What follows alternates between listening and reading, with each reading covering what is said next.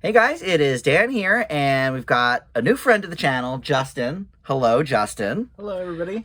So a little background here. Justin, old friend, known each other about, well, a decade, I'm going to say it. More than Yeah, that, actually, I about think, 11 years, going on 12. yeah, Yeah. that sounds about right. And one thing that we have bonded over is love of movies. So you all out there know my buddy Joe that comes on my channel all the time. So on his channel last year, we did our top 50 movies. You watched many of them. At least you watched mine. I think you watched all of Joe's as well. Yes. And you watched the big top five, Yeah, 5 hour video. I did. So you said, well, I've been watching all these movies. You've been going through a lot of classics.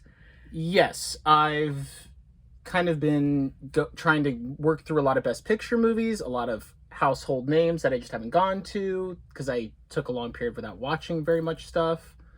The IMDb list was a big factor. Yes, the top 250 IMDb Yeah. list. I have like 8 movies left Yeah, or so. which is, I mean, I don't think I've probably seen more than maybe 100 of them. Yeah, a lot of them are available So- on no streaming services, but the library Yeah. definitely You know helps. what? People don't know that. The library is a good place to go get some free movies for rent. Yep, they waive late fees, and you can rent up to 80 movies Wow. at any given time, Wow. and renew them 5 times. I'm not sure if that's every library, because that sounds pretty insane. But at your library in Oregon, yeah. Yeah, it's awesome.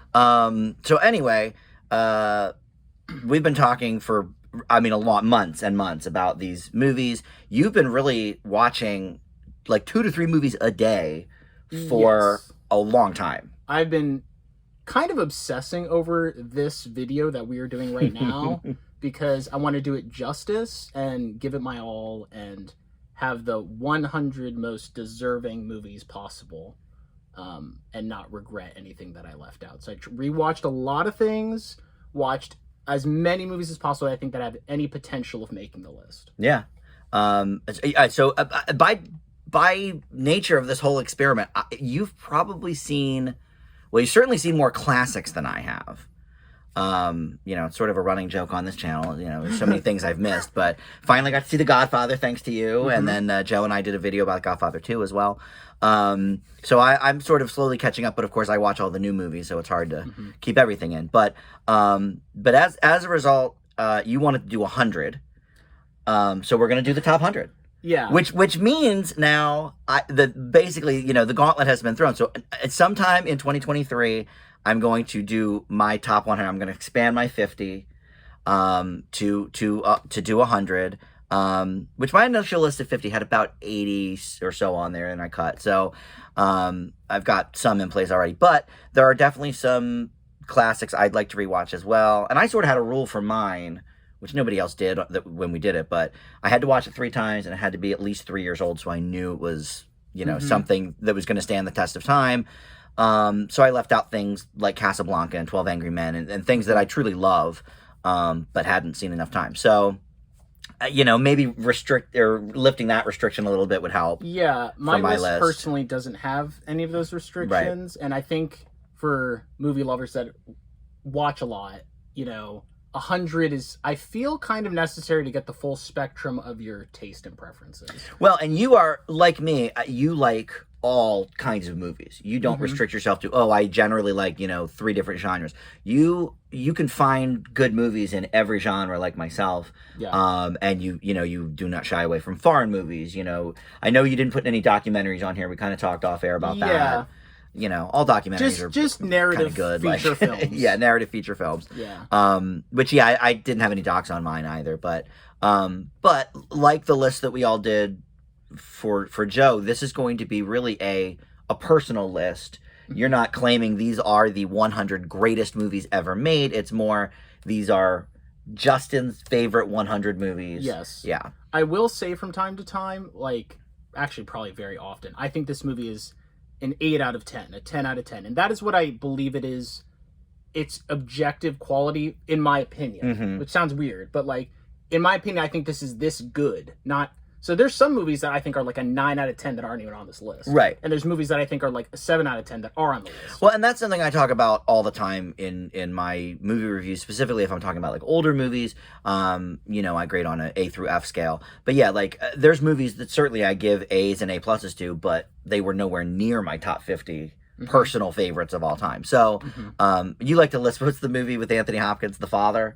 Yeah, you like to list that as a great example of like that is an almost perfect movie, really. Yes, I think that movie's like 9.5 or 10 out of 10. But wouldn't go on your personal favorites list, even though objectively you can see that it's great. It may. Or does it come up? Does it pop up? We'll see. Okay. Yeah. Well, now I'm getting ahead of myself. I told him not to tell me anything. So, all right. Well, so let's get started. We're going to talk. I know you have some honorable mentions or something. Yeah. So I just want to say real quick, there's a handful of films that are pretty long that I didn't get to that I think are very great. Like, I think they're all at least an 8 out of 10. And didn't get too many. You didn't get to rewatch them. Yeah, I didn't rewatch them, yeah. But they're all really long. Okay. And I think they have good potential to make the list in the future, but here they are.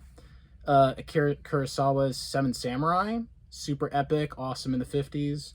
The Ten Commandments, the story of Moses and Egypt from the 50s. Avatar, I know you hate that movie. It's not my favorite. I only saw it the one time in theaters, and in theaters it's pretty cool. I don't know if I'll still like it now, but I really liked it when I first saw it. Yeah, but fair. Ben-Hur, really good movie. Cleopatra. A lot of long epics from the 50s exactly. and 60s. So I didn't really... Yeah.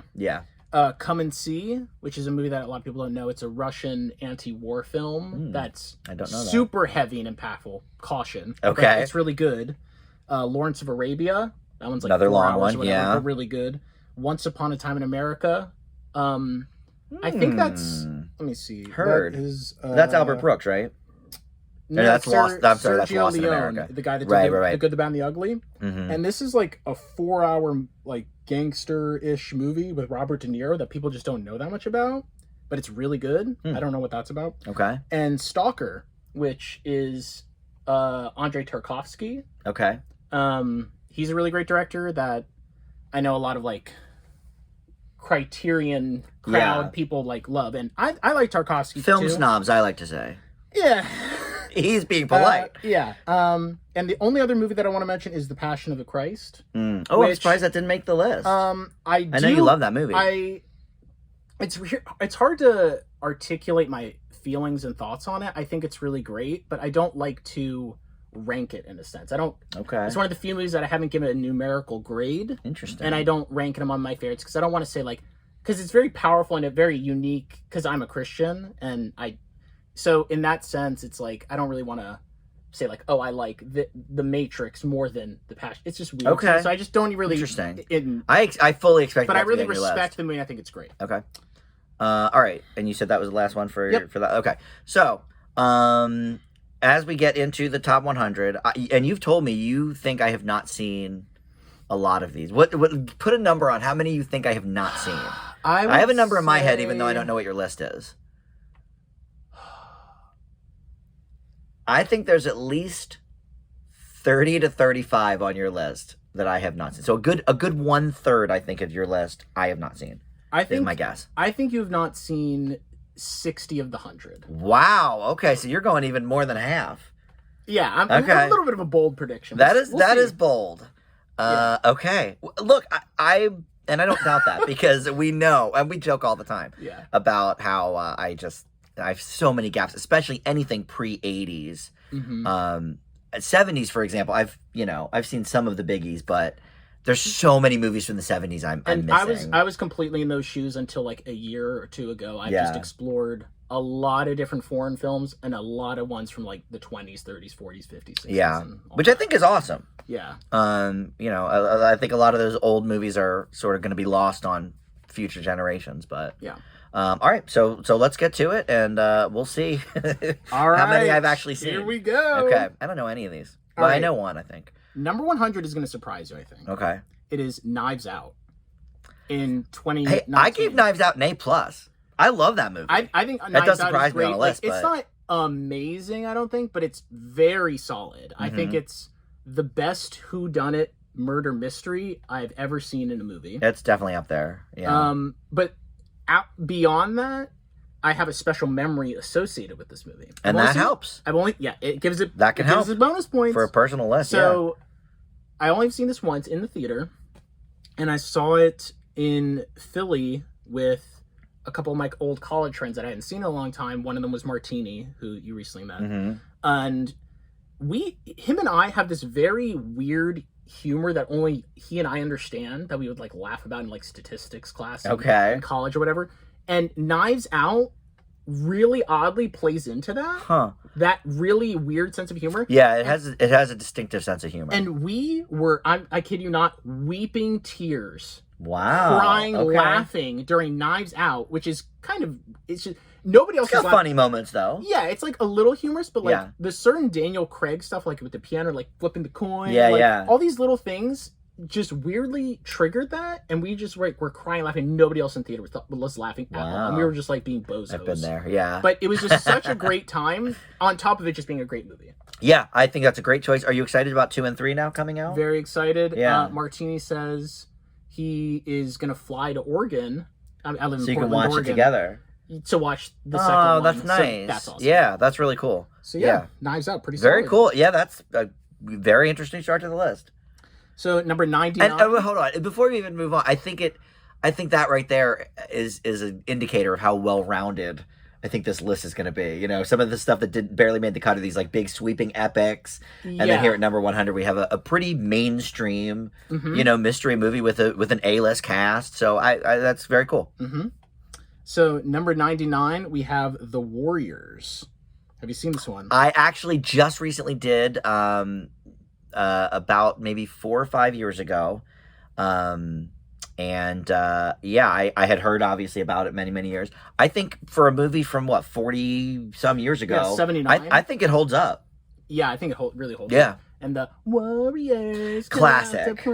So yeah. Cool. But iconic. Shout out to Ross Nelson, who was my roommate in college that I'm not really that much in contact with anymore, but he randomly messaged me out of the blue and just said, I saw this random movie called The Warriors, check it out. And he had never recommended a movie to me before, ever. Okay. And I watched the movie and I loved it. So he was spot on with that. Yeah. So shout out to Ross Nelson. Yeah, I think that really is, and it is sort of, because it was right at the end of the 70s, like you said. I think it did sort of take a lot of those 70s filmmaking techniques or whatever, but it does have kind of like an 80s sensibility. Like if you told me that movie was shot in 82 or whatever, I'd be like, oh, that makes sense. Yeah. It has that vibe. It's like a really time does. capsule. Yeah, it really does. I love that. I love that era. 70s. You'll see. 70s is one of my favorite decades of film, actually. Yeah. Because it's just such an experimental era. People pushing the envelope in various ways and seeing like, does this work? Does this not work? And I think that's really cool. There's passion in the art. Yeah, it's not like a refined formulaic thing. Like a lot of it wasn't sequels and doing things just to make a buck for the studio, and filmmakers were able to do, I think, more original things. So why I like The Warriors in particular is I really like the whole gang thing. Okay. Like it's kind of far fetched that there's like hundreds of gangs in New York. Right. But the premise is super simple. They're just trying to get from one place to another to get home, and all the gangs are trying to kill them. And it doesn't really hold back in like the violence of them hitting each other with baseball bats or whatever. And like, I can almost just put myself in the shoes of that and like think about my friends and whatever. When we were some troublemakers. Right. Of like, if we were in this scenario, what would I do, and these and that. It's kind of a unique experience for me. And like, so yeah, it's just really, also, like we said, really good vibes for the time. Yeah. And just, it doesn't overstay its welcome either. It's not long. No, it really doesn't. It doesn't. Yeah. So yeah, I just really like that movie more than I think it's great. Like, I just really love it. Yeah. It's just Justin Bate. Well, that is what the list is. So I love that. All right. Well, I'm 2 for 2 now. I've seen both of those. All right. Number 98 is one you don't care for too much, I don't think. Okay. It's Annie Hall. That's a good point. Of all the Woody Allens, Annie Hall's not among my favorites. I get it. But I think it has been done better in other movies. Now, truthfully, that they could have come after Annie Hall. But yeah, of all Woody Allens, that's not my favorite, but I know everyone loves it. So, and I think it won Best Picture, right? It did. Yeah. So, Yeah, I can't fault you for that. It won a lot of Academy Awards. I think I believe Diane Keaton probably won. I may be wrong about this, but I think it may have won 4 of the big 5 or so. Okay, I wouldn't be surprised about that. Yeah, because he might have won Best Director for it. I don't know. This is the only movie I've experienced that has Woody Allen involved in it. Really? Okay. Yeah. Which he's actually got some good movies. He's got some trash movies too. Yeah, but... that's going to be remedied in the future. Yeah, I can recommend a few. Romantic comedies, I've seen, not a lot, but I've seen most of the notable ones. Yeah, the biggies. I think because a lot of that's a genre I actually have not seen a ton of, like the really popular. Like I've never seen Harry Met Sally. I never saw Sleepless in Seattle. I haven't seen those two. Yeah, have you seen Moonstruck with Cher? That's a good one. Sorry. Okay, so you're missing out. Well, maybe I do love Bridesmaids though. Yeah, we saw Bridesmaids together a long time ago. But this is easily my favorite romantic comedy. Okay. The reason is I think the writing is really sharp and witty, and the ideas, like Woody Allen's character is kind of depressed, but he's really intelligent, and he's just like, this bozo. It's just so witty, and it makes you think, like, oh yeah, I know people like that. Yeah. Or like I've experienced that. It's almost like Seinfeld a little bit. Well, and where you relate to the different thoughts that he's had. It's funny you say that because people don't really know, or maybe they don't remember, Woody Allen started as a stand-up. And a lot of people don't really know that, but he sort of weaved, just like Seinfeld, he sort of weaved those experiences and his stand-up stuff into sort of scripts. So that actually makes a lot of sense. It's also really cool that Woody Allen is not a good person in the movie, which I think is, but like the way they balance that may is have really what turned cool. me off about it. I don't know. But I don't like it when any show or whatever, any fictional narrative has like all the characters are unlikable, even if it's like serving the narrative. It's just like, yeah, but I don't like anybody. Like even if it's good, I end up not really liking it. But this, the woman he's going after is likable, Diane Keaton. Yeah. And she does a really good job. I think she won the Oscar. And the ending is also really good, though the third act I do think is not as strong as the first two. But the first two, the whole time I was watching, I'm just like, I love this. Well, it's funny you say that. That sometimes can be like a killer for me too. If it doesn't end in like a satisfactory way, sometimes that can sort of sway me a little bit. But I do want to say you are right. It won 4 of the 5. It won Best Picture. We knew that. We had both said probably Diane Keaton. She did win. Woody Allen won for director, and it won Best Original Screenplay. So there you go. The writing is so strong in this movie. Okay. And Christopher Walken has like he's like a minor character, and he's role. like really young, and that's kind of fun to see because he's old and like everything. It's kind of like John Voight. I don't know if you've seen Midnight Cowboy. No, but is he old in that too? It's like his first thing. It's in the 60s. He's just really young, and it's like, wow, I've never seen you young. Right. So that's kind of cool too. Okay. All right. Number 97, actually this is the most recent addition to the list because Amalia and I rewatched it a couple days ago, and that is The Emperor's New Groove. Oh, okay. I think we're going to see a lot of Disney on your list. Yes, I love animated. Amalia's your girlfriend, for those that don't know. But yeah, I'm waiting for all the Disney movies on your list I have never seen. Have you seen this one? No. Okay. This is in the era that I sort of missed. While I was in college. Maybe the most underrated Disney movie. Okay. I know a lot of people that really do like it. I remember when this came out, I was in first grade, and my brother was having a sleepover, and he's 3 years older than me, and his friends are like, I'm the little brother, I'm kind of lame, whatever. And it was his birthday party, but for some reason my mom didn't really have plans. Really, they were just hanging out at our house, and they were like, "Oh, what do we want to do?" And I was like, "There's this movie out called The Emperor's New Groove that looks really cool." And everyone's like, "That sounds so lame." They're like 10 years old. Yeah, they're too like, cool for the room. Yeah. So we go though, because I talked my mom into it. Everyone loves it. Nice. It was a home run. You saved the party. And kinda. And this movie, like, I remember when I was a kid also, we had this on VHS, and me and my brother watched this every day for a week. Wow. Which I know some kids I did that with Back to the Future, I feel like. Spam a lot of... We didn't do that. I don't do that now. I don't rewatch movies frequently because I don't want them to, like, lose their punch. Okay.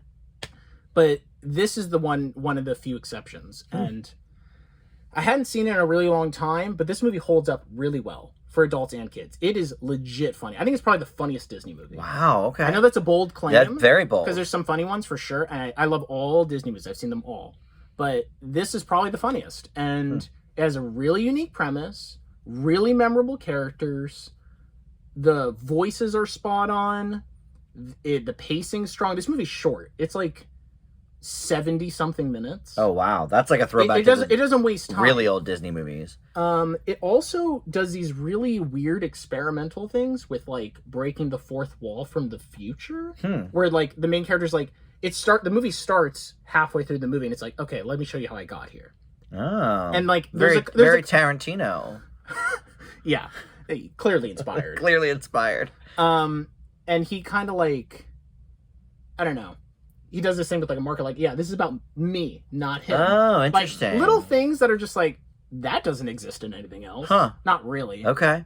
But yeah, it also just has good themes that I think are sold well. The main character is pretty, well, he's super selfish and all about himself. He's an emperor, and he's been raised his whole life to just be like, yeah, everything's about me. Okay. Everybody lives in service of my pleasure.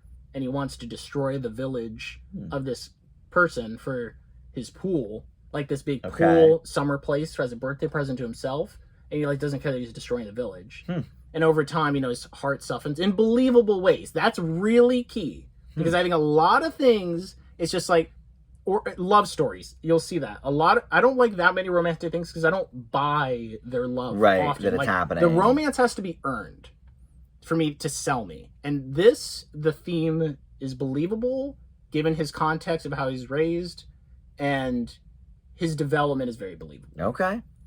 Well, I will get to it eventually because, of course, I do the Dan Does Disney lineup, and me and Tim have been going through every Disney movie ever made, live action, animated. We're in the 60s still right now, but when we get to the 90s, I'm going to see a lot that I've missed along the way. Is, I think, 98, right? 2000. Oh, 2000, okay. I think so I was just out of college. I think this is like the end of an era. Actually. Yeah, that was sort of, because after that they did like a bunch of trash. Chicken Little, they did like Titan A, not Titan A, what was it? The Joseph Gordon-Levitt one where it was like sci-fi. I don't know. And then they're all, Home on the Range was like terrible. Yeah, they're all bad until like Tangled Frozen era. Yeah, I would go. Princess and the Frog is also. I was gonna say I would go a couple years closer and do Princess and the Frog, and also Meet the Robinsons. I thought was really good. But yeah, that whole era very sparse for the 2000s. Absolutely. Yeah. Okay. Number 96. Monsters Inc. One of my favorites. This for a long time was my favorite Pixar movie. I remember seeing it for the very first time. My dad, who's a psychiatrist, did a conference in a movie theater. Oh, that's cool. Yeah, to like his colleagues or whatever, and him and I got to see the movie for free. Nice. So we did that, loved it, went home. I told my brother and my mom how much I loved the movie. We went back and saw it that same day. So it's the only movie I've seen twice in theaters in the same day. That's bold. That one narrowly missed my 50. I went with Finding Nemo instead. It was like number 48 or 49 or whatever, and I was sort of between the two. But yeah, I mean, this was when every Pixar movie just about was like A+, A+, A+. Awesome. I love Monsters Inc. Yeah, I rewatched this one recently, and this hits hard emotionally at the end. Oh yeah, I always cry at this one. It's like, yeah, I really do not get emotional frequently during movies or anything, but this movie, I wouldn't say that I cry. I at least tear up though. Oh, I cry. And it is like hard hitting. Yeah. And I think when you look at Pixar movies, they're great for specific reasons. Their animation is excellent. Yeah. They have emotional impact. They are appealing to both kids and adults. And they're have creative premises. Yeah. I think, and they're entertaining. The world building, I think, for something like this is specifically interesting too. Yeah, I think this is because they had to create a whole sort of system of everything. Yeah, this is, and it's funny. One of the most creative ones. Yeah, like as I'm watching, I'm just continually impressed with the brilliance of the world building of like, okay, so this society functions with energy that is generated from Scream. And then the resolution with like, I'm just going to spoil because everybody's seen Monsters Inc. Yeah, I think it's okay. The laughing energy is more potent. Right. And feeding into that is really cool. Also, watching it back after watching Monsters University, having Mike Wazowski being able to generate the scream, making him finally successful, makes it even more impactful in that sense. I love Monsters University too, by the way. Yeah. It's another great movie. Underrated. Yeah. Yeah. So yeah, a lot of my childhood Monsters, Inc. is my top Pixar. I think it just excels in all of the aspects that Pixar is trying to excel at. Yeah. My list, it's funny, my list only had, in terms of animation, only had Pixar on it. I had no Disney proper, and I loved a lot of Disney movies, but 2 Toy Stories was on there, Up was on there, Nemo was on there. I think that might have been it. But yeah, I mean, all Pixar. Mm-hmm. And I also want to throw out that I respect them having multiple villains. That's a little bit of a that is Justin true. Bait thing. Because I think that's really hard to pull off. Yeah. Because you've got Randall, you've got the boss. Yeah, who comes in at the end, which you really don't see coming. Yeah.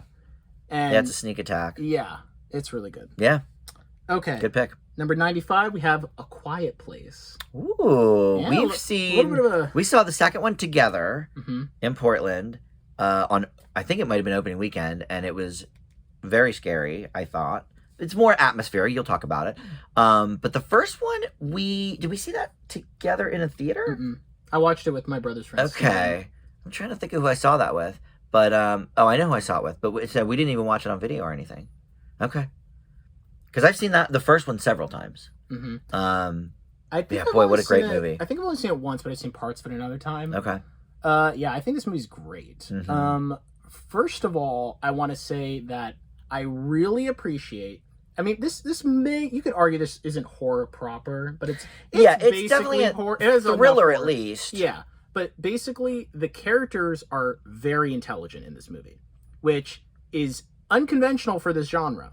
You know, that's one of, I think that's right. why horror movies just automatically get a low grade a lot of times, because people are like, people wouldn't do that. But people in this, it's like, well, I wouldn't be that smart. They plan so thoroughly, but not quite to an unrealistic degree either. Right. Like, it's conceivable that given enough time that this is their focus. In this universe, yeah. Yeah.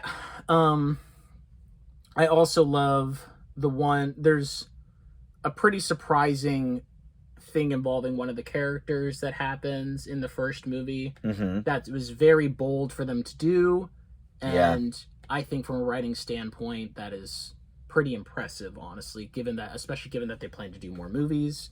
The ending is also like kind of a cliffhanger, but also not. Like, you still feel satisfied. Yeah, it's not like one of those bait things where, like, you know, every horror movie, you know, either with post credits or like the last scene is like, oh, there's, you know, the little speck of that alien or whatever still there. But it's like, all right, we get it. You're going to do a sequel. But yeah, you're right. I was very satisfied with this ending before I knew there was going to be a second one or anything. Also, I had not seen a movie I'd seen Edge of Tomorrow or Live, Die, Repeat with Emily Blunt, but I'm like basically an Emily Blunt fan because of this. Oh, she's one of my favorites. Like, I've been following her career since I don't even know when, probably the mid 2000s. Well, I guess Devil Wears Prada is probably the first thing I saw her in. Oh, yeah, she's the secretary.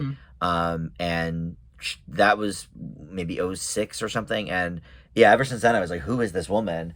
And it turns out she can do literally any genre. She's done comedy, drama, horror, sci-fi. Yeah, Edge of Tomorrow was great. She was the new Mary Poppins, which I thought she killed. And Sicario, yeah, great action there, and I don't love Sicario, but I like the first one. The second one I don't really care for at all. But and she wasn't even in the second one. But yeah, she can do any genre and very well. Yeah, she's just so. I'm glad she's just for that. Such.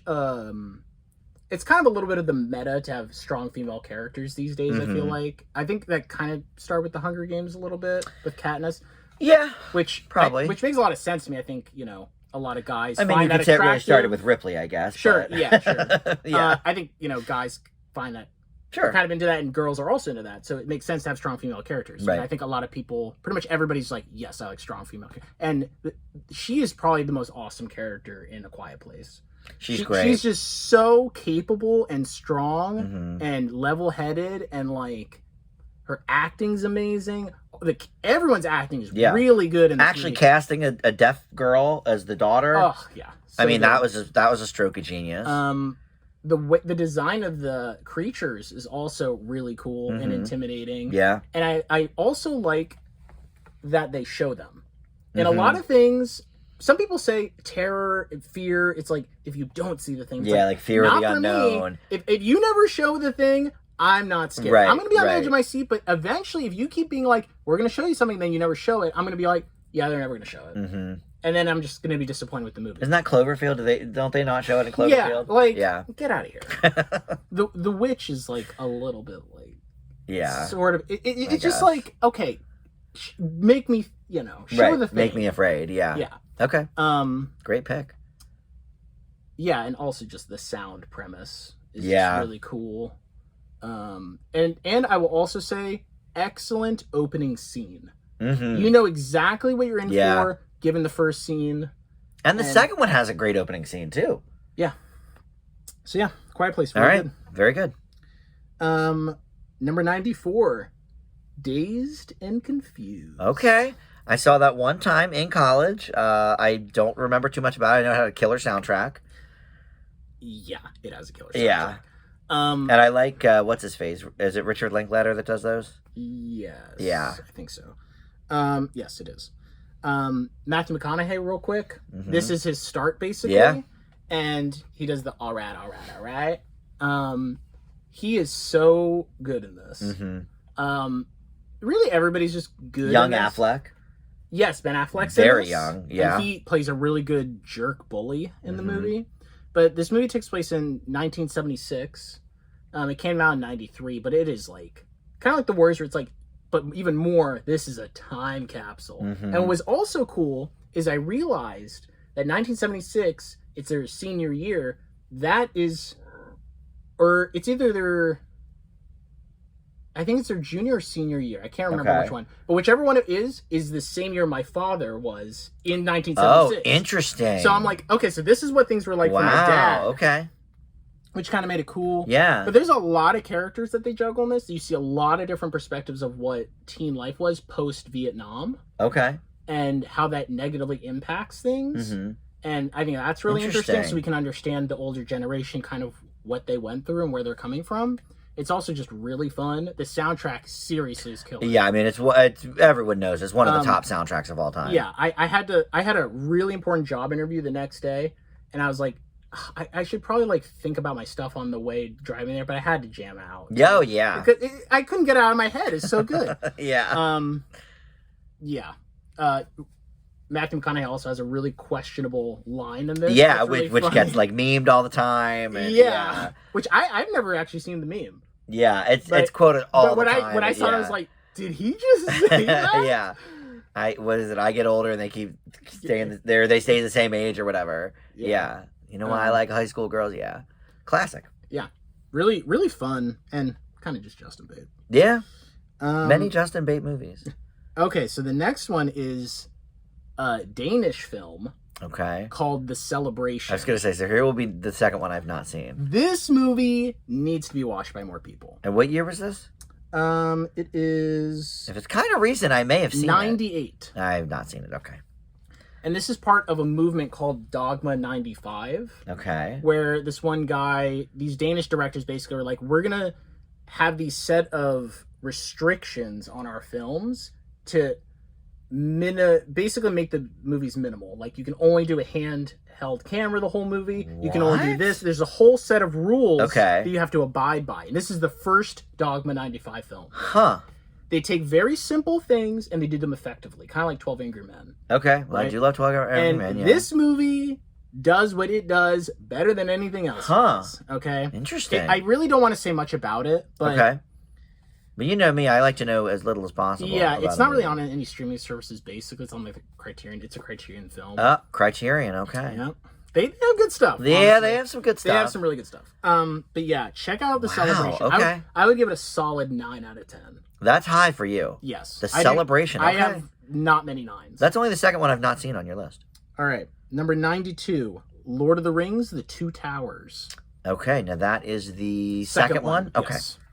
I grew up with Lord of the Rings because my dad read the books and they're his favorite books. Like, Yeah. he read the books when they were coming out, or not when they were coming out. My but, like, my dad read them as when he well was a when kid, he was a kid. and all Yeah. that jazz. So Yep. we kind of knew the story loosely growing up. You know, we had the animated movies. I don't know if you know. Yeah, I remember that. Especially the Hobbit one's good. Yeah. Um, Yeah, that's the one I remember, the Hobbit one.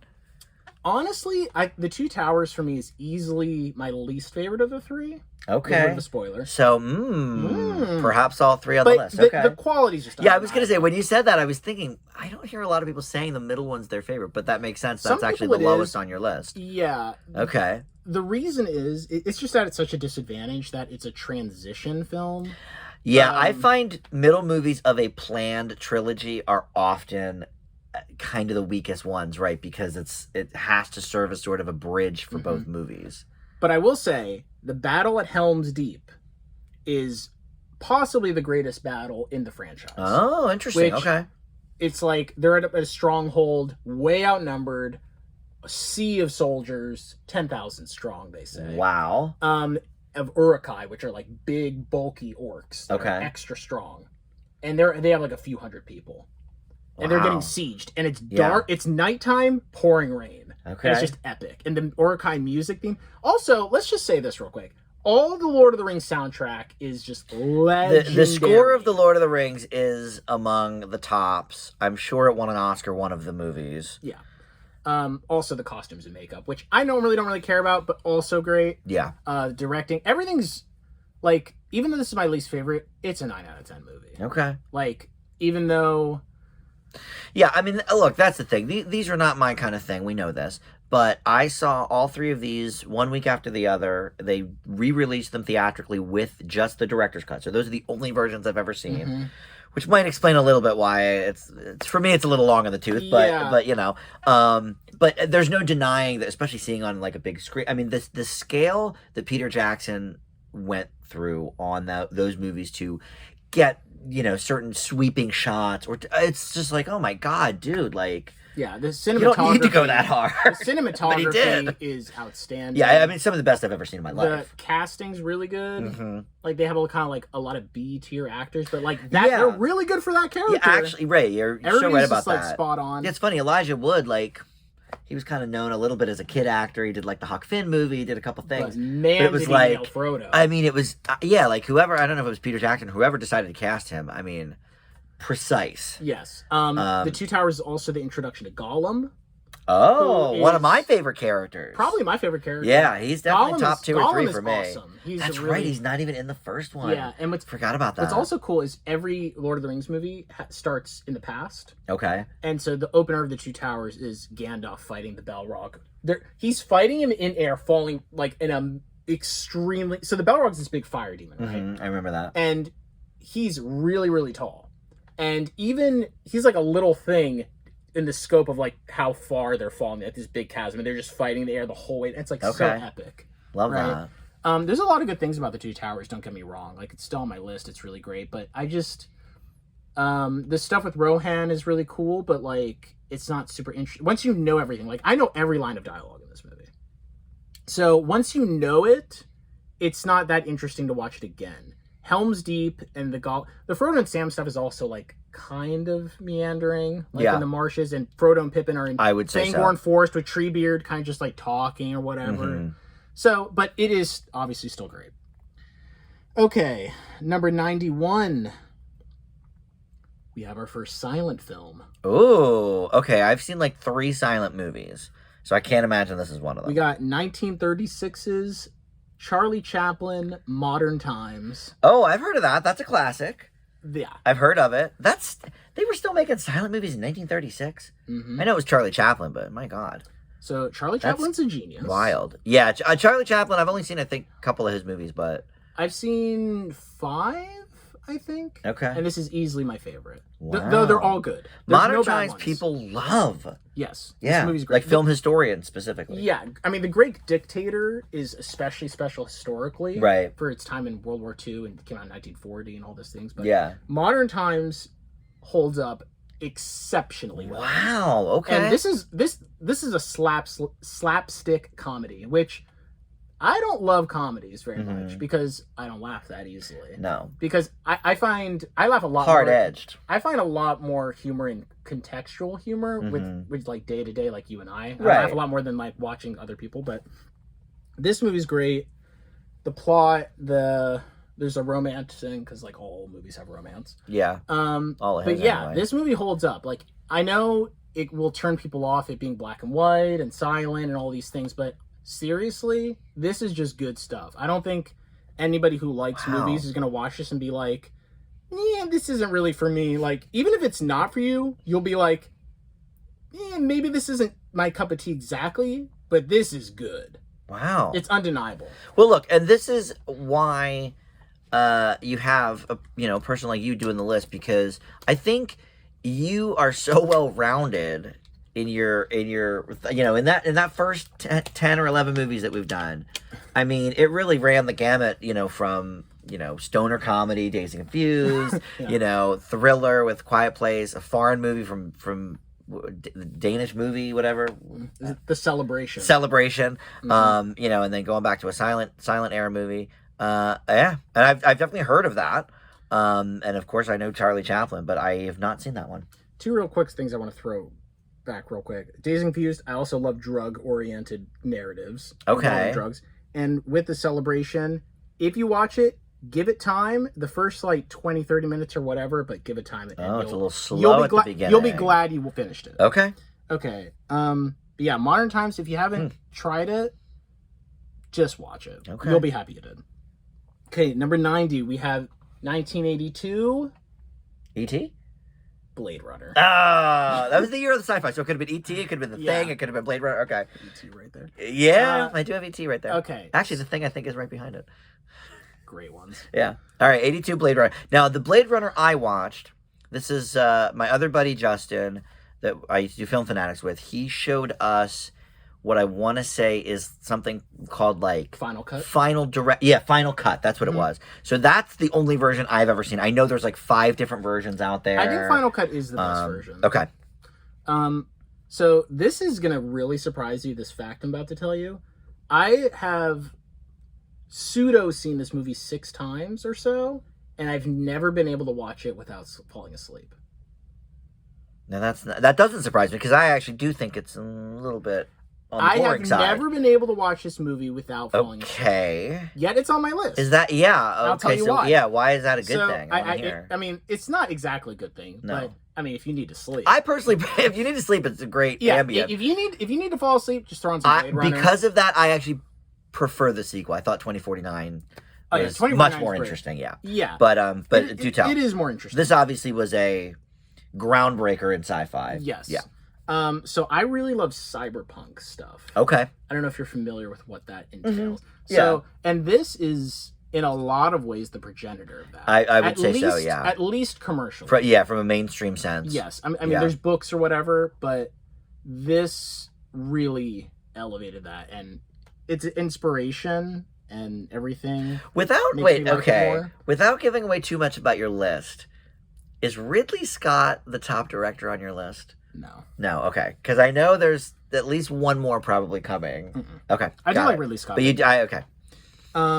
But this movie is one of the absolute tippity top movies, at least live action movies, in terms of visual appeal for me. Yeah. This movie's gorgeous. That's what it's got going Seeing for it. the city, getting it's so atmospheric. I also don't like, or I do like that the characters don't really overact. They're kind of somewhat stoic, kind of how they would be in that the context of that world. I like the themes of what does it mean to be human, something, an artificial life form.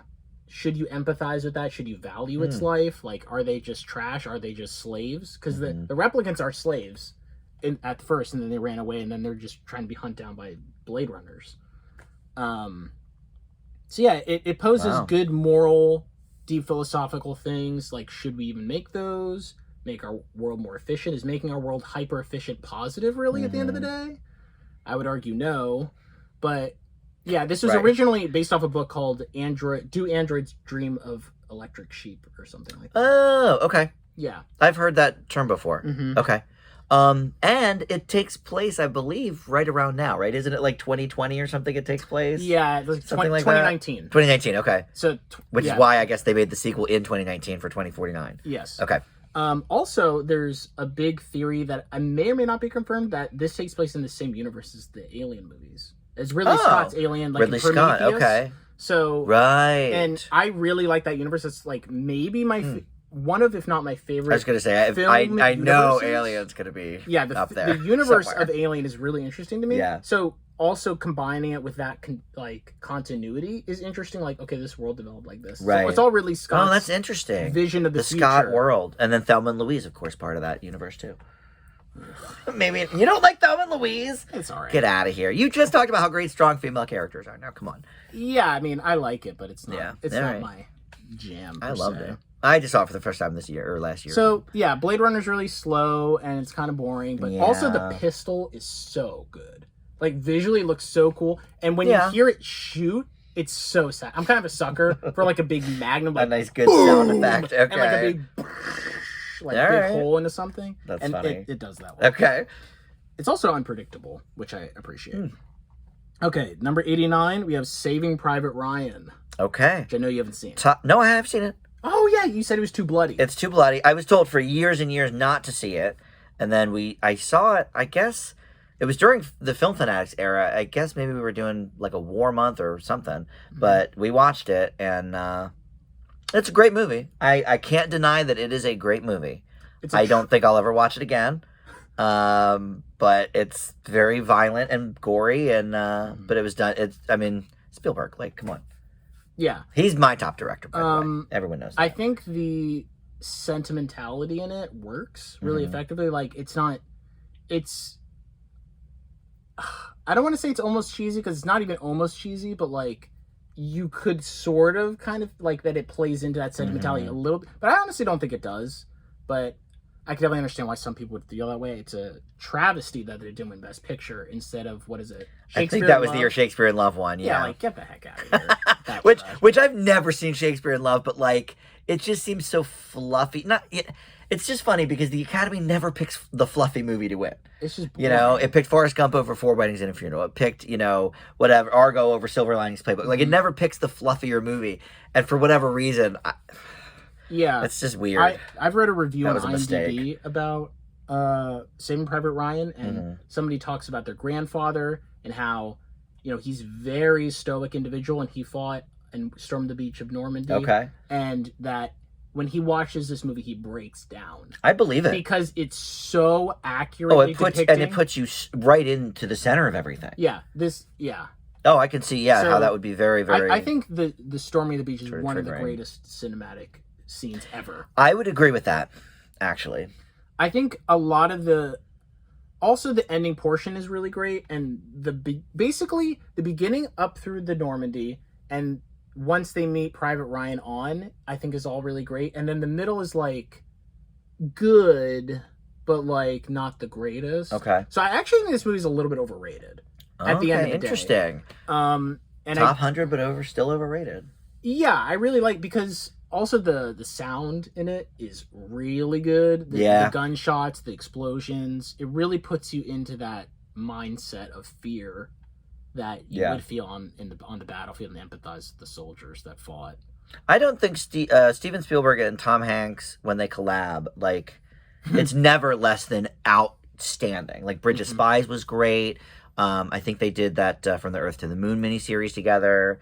I love that. Also, The Thin Red Line. I don't know if you've seen that. I was actually going to ask you, because I know that was the same year it was also up for Best Picture. Yeah, unfortunately got overshadowed. Though I really like The Thin Red Line.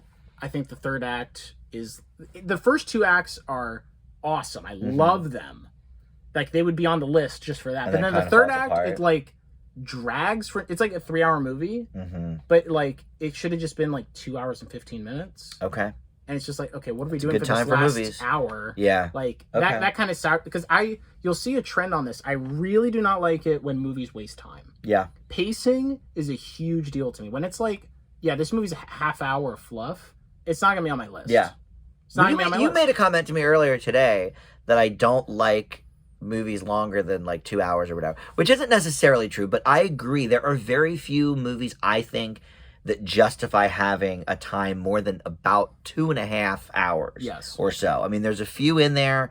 Everyone knows I love Titanic. I think, the Avengers Endgame deserved it. But, like, once you start pushing, like, the last James Bond movie was, like, 240, I was like, it's good, but, like, you could have trimmed easily 25 minutes off of this thing. Yeah, and you know.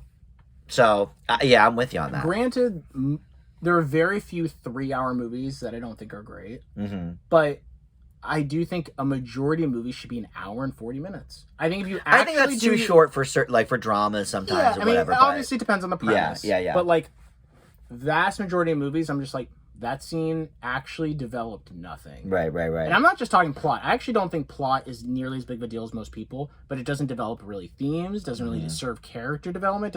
If a scene doesn't develop anything and it's not entertaining, in my mind, it accomplishes effectively basically nothing, and it is a flaw. Okay. And so I can see that. And it's just irking. I don't know. It feels like they're not respecting my time. Fair. All right, number 88. We got another war movie. Okay. Probably haven't Stanley seen it. Kubrick. I know I haven't seen it. The Master Full Metal himself. Jacket? No, actually. Okay. That's a good. Obviously, that's Pretty the good guess. Paths of Glory.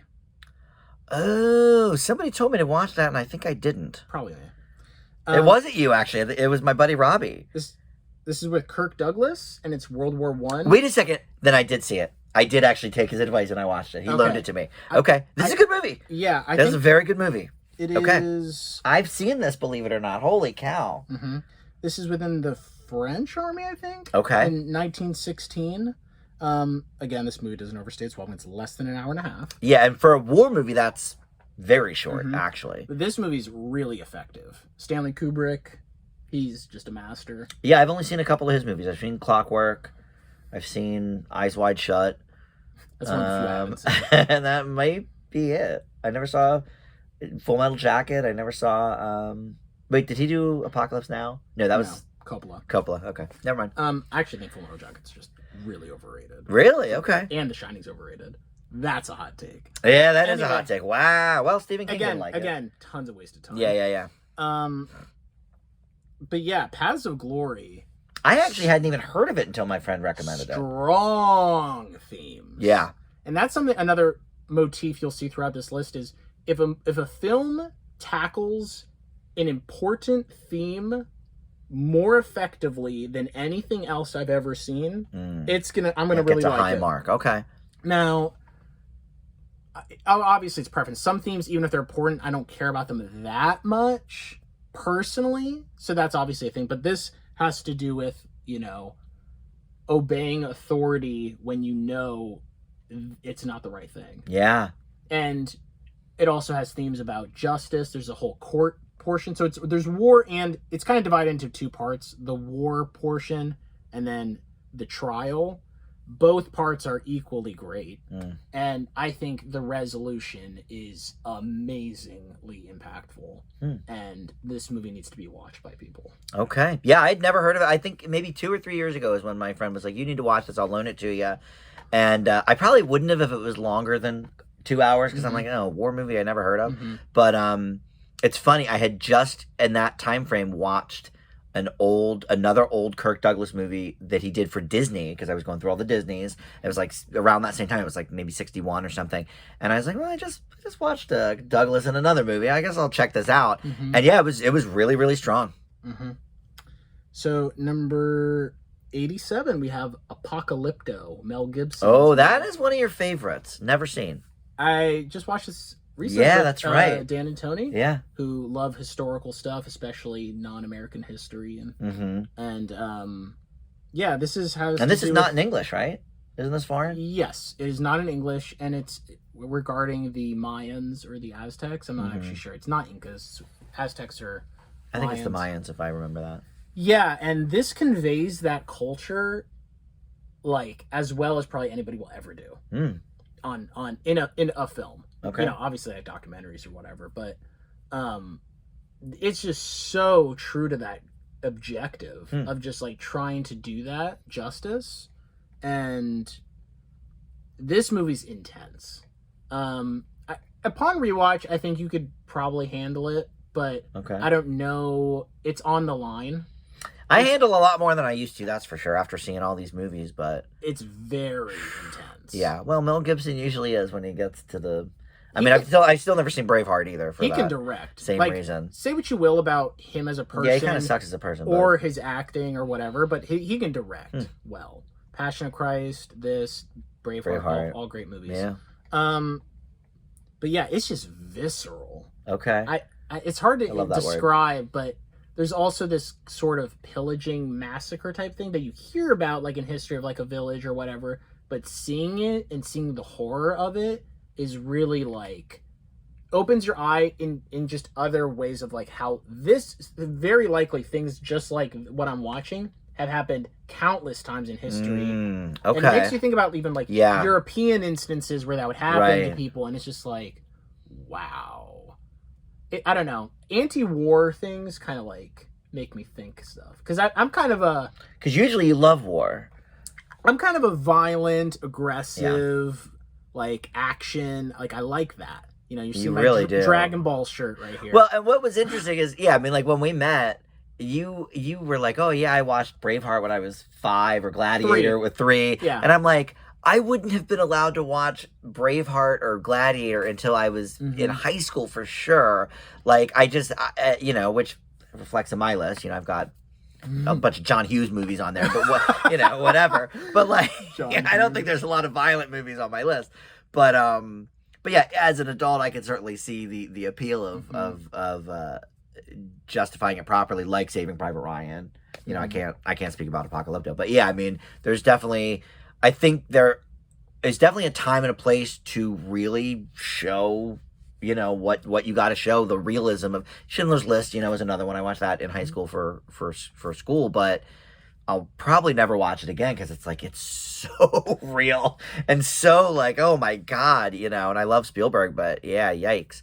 But yeah, so I could see how that would be something beneficial for that movie. It also shows a lot of human sacrifices and just, you know, poses a little bit of questions about religion extremism, and it shows like it has a lot of class division that's present in it also, you know, like the poor people are just hopelessly poor and the rich people are just like ridiculously rich, and like people are into so much forced labor. There's also a really cool reveal / twist towards the end that's like, oh, that's really cool type of moment.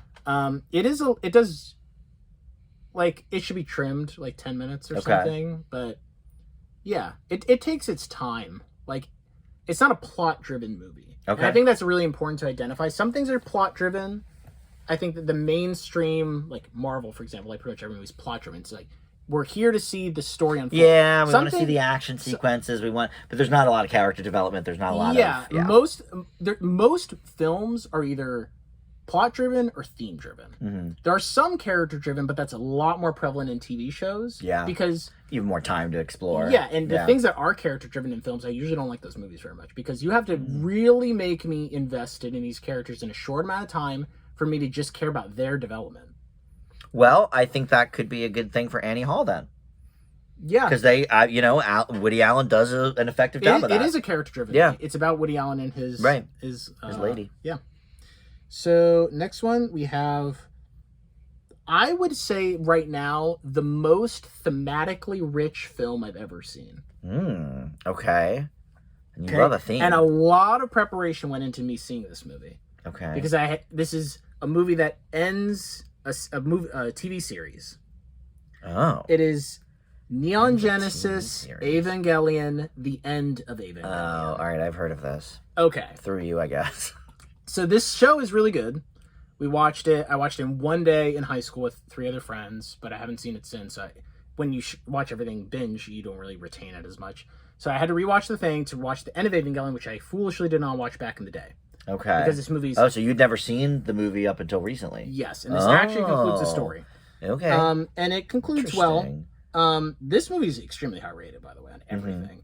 On Letterboxd, it's like in the top 25 of all time. Wow, okay.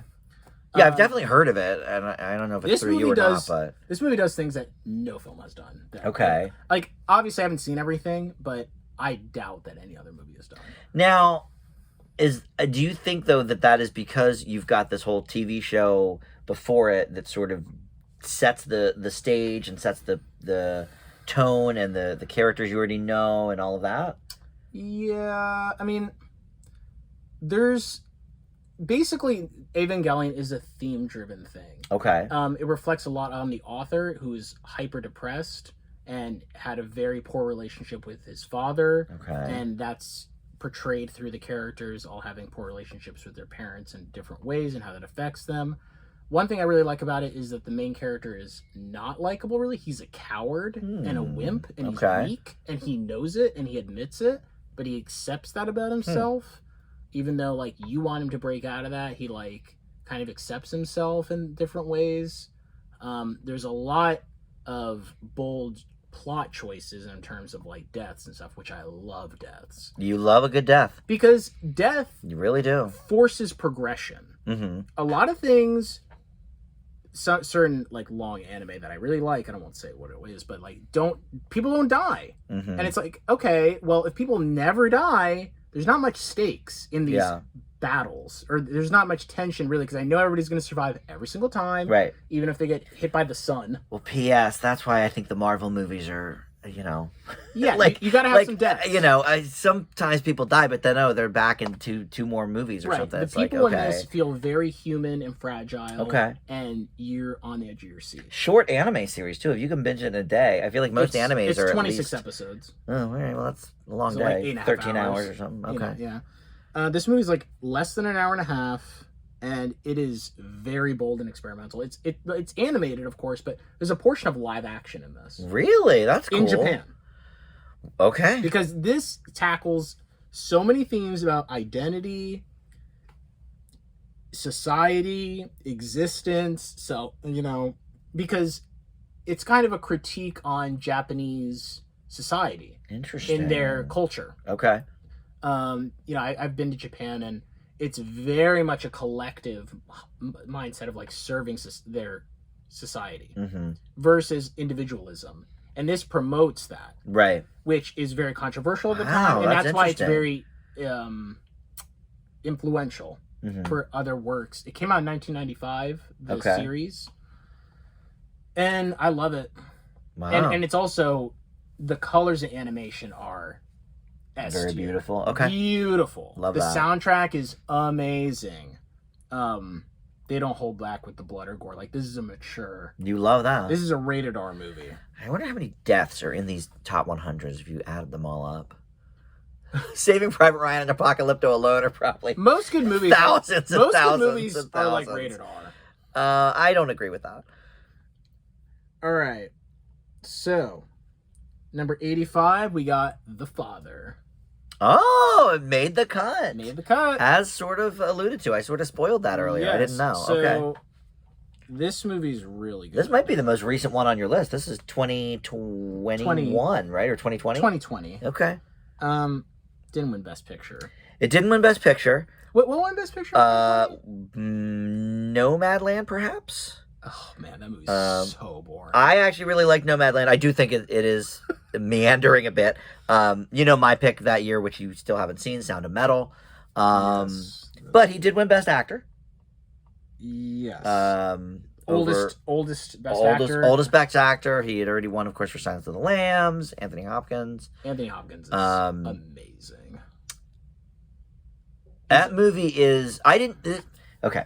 You know me, I don't watch trailers. I don't know anything before I go in. I actually thought it was going to be... He was like a priest or something, the father. And so I thought it was that. And because he had just done that movie the year before, The Two Popes. So I was like, oh, maybe this is like... He's doing that. He's in his Pope phase now or whatever of his career. And so I didn't know... I didn't know what it was about. So what's funny is when the story is he has dementia, if you don't know, but so when the story like starts to unfold and like he's sort of remembering things differently, or we're seeing things multiple times from different perspectives, I didn't know he had dementia, so I was like, it was like being in his brain. It was wild. Yes. Yeah. Again, this is another example of a film that tackles this particular theme better than everything else. I agree with that. I don't think I've seen a handful of dementia movies. There's a few good ones. Away from Her is a really good one. But yeah, I think this one, it's probably the best. Yeah. Like, my grandfather who passed away a couple years ago had dementia, and actually my grandma now also does. I think it's technically dementia, and she doesn't really understand things and forgets things like, oh, why don't you visit me, even though I visited like a week ago. Right. And I stayed for like 2 weeks. She doesn't remember. And it's like... That's heartbreaking. But it's once you see from their perspective, because that's what the film does, you see it from his perspective, Yeah. what it's like, you empathize with that much greater. Yeah. You're like, okay, it's like, it's hard to say, like, obviously they have no control over it, but Right. once you see, like, yeah, I would think that too. Right. Right. If I saw what this person saw with how their brain works, I would 100% be the same way, which is obvious, I guess, but like, you empathize on it to a different extent when you actually see it. Right.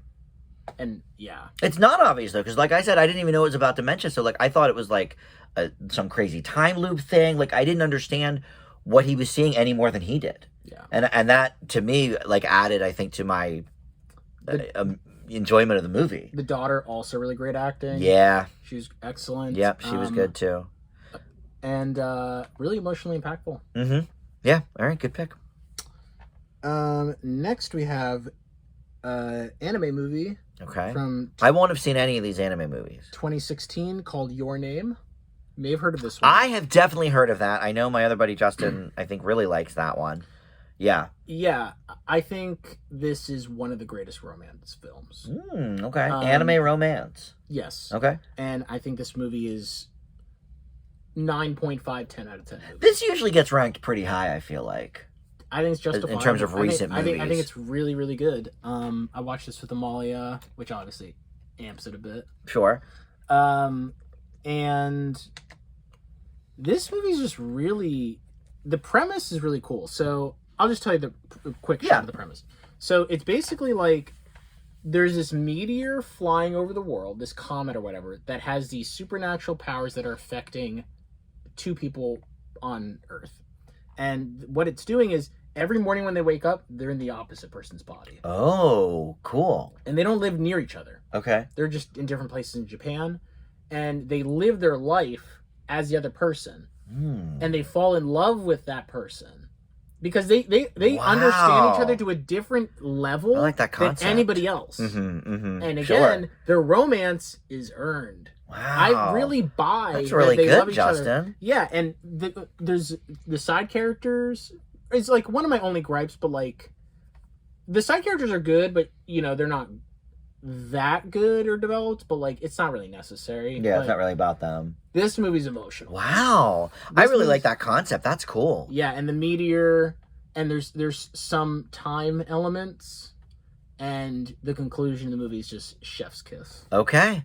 Ooh, I might have to watch an anime. Yeah, it's real good. Okay. Even honestly, like even if you dislike anime, I think you'll like this movie. Okay.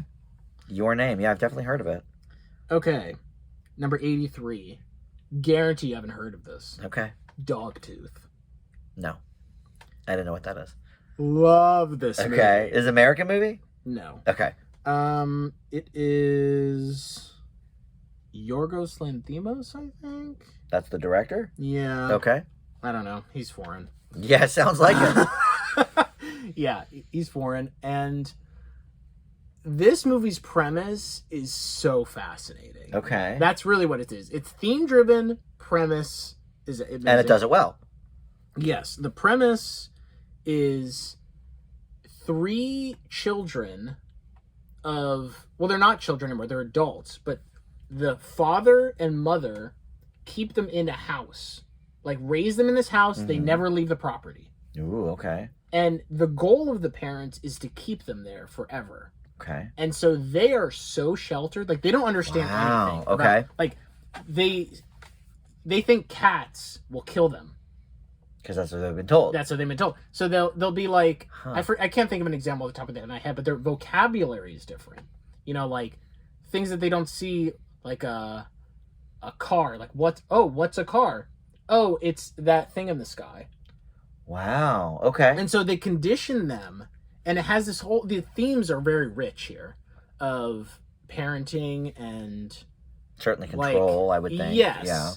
And it's really interesting. Wow, okay. It's just very engaging. Dogtooth. Okay. Yes. Real good. We're learning things. Check it out. Today. It's not for the faint of... Like, this movie's disturbing.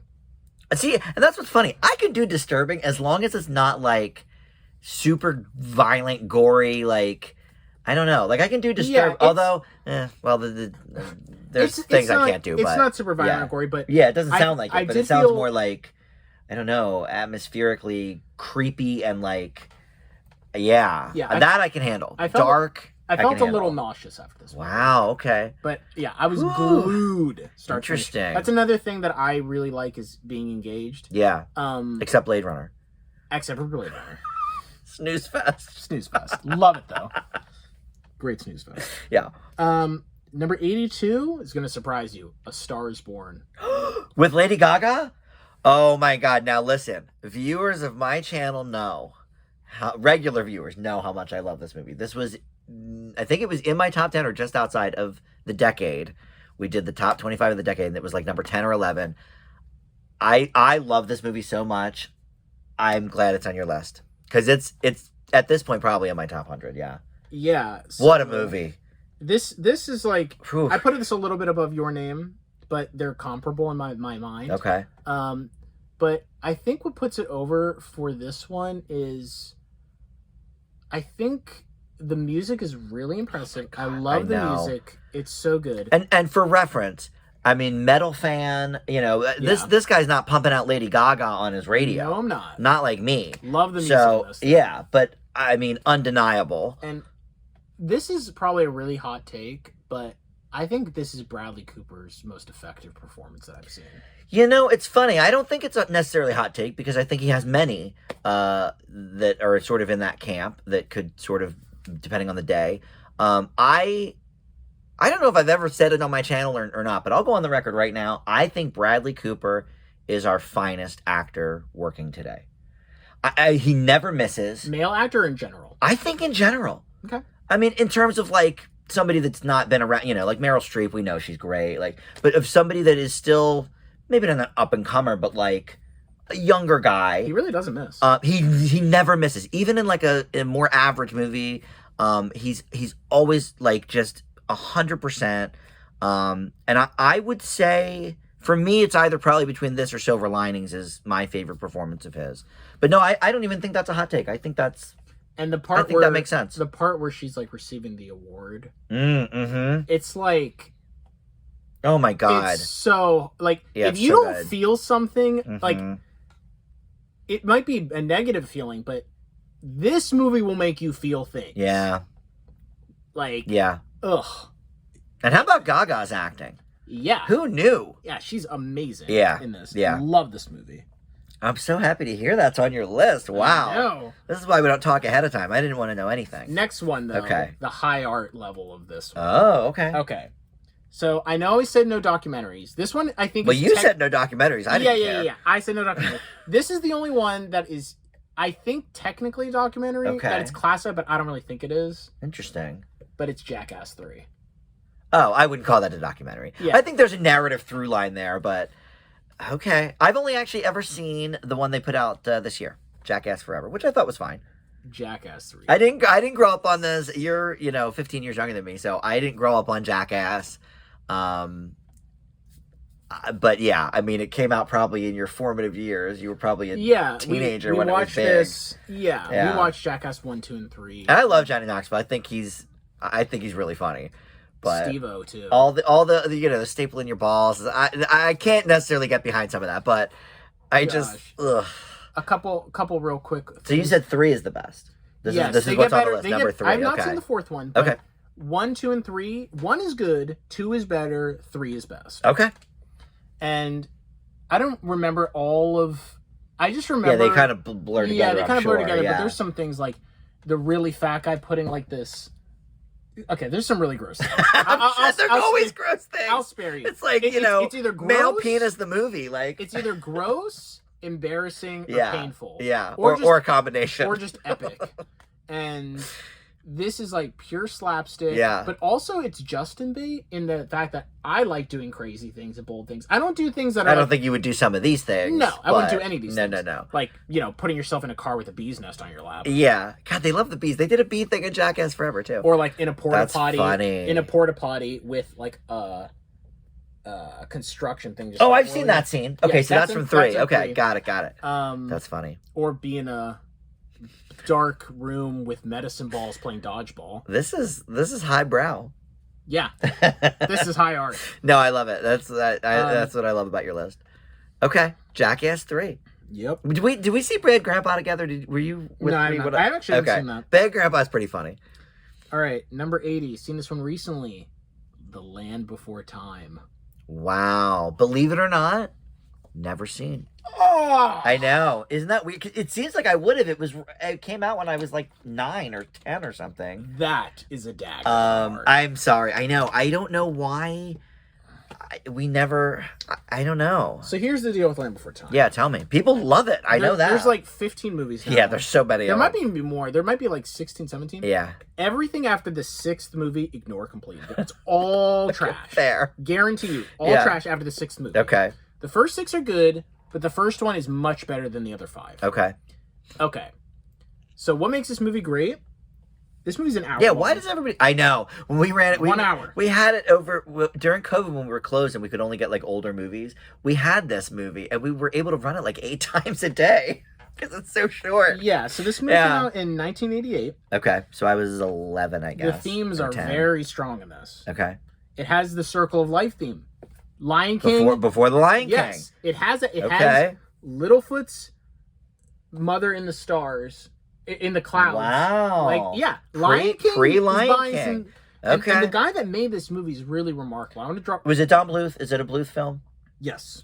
Don Bluth, he made An American Tail. He made those movies. Secret of Nim. Secret of Nim. Now, that one I watched a lot when I was a kid. Yeah. Don Bluth, it was like, in the 80s, it was either Disney or Bluth. Like, those were the two. Yeah, this guy needs before some attention. DreamWorks, before Fox Animation, but... Yeah, Disney, like, kicked him out, and then he did his own movies, made great movies. Which is funny, because the 80s were another... until Little Mermaid in 89, the 80s was another bad era for Disney. Mm-hmm. Don Bluth was killing them.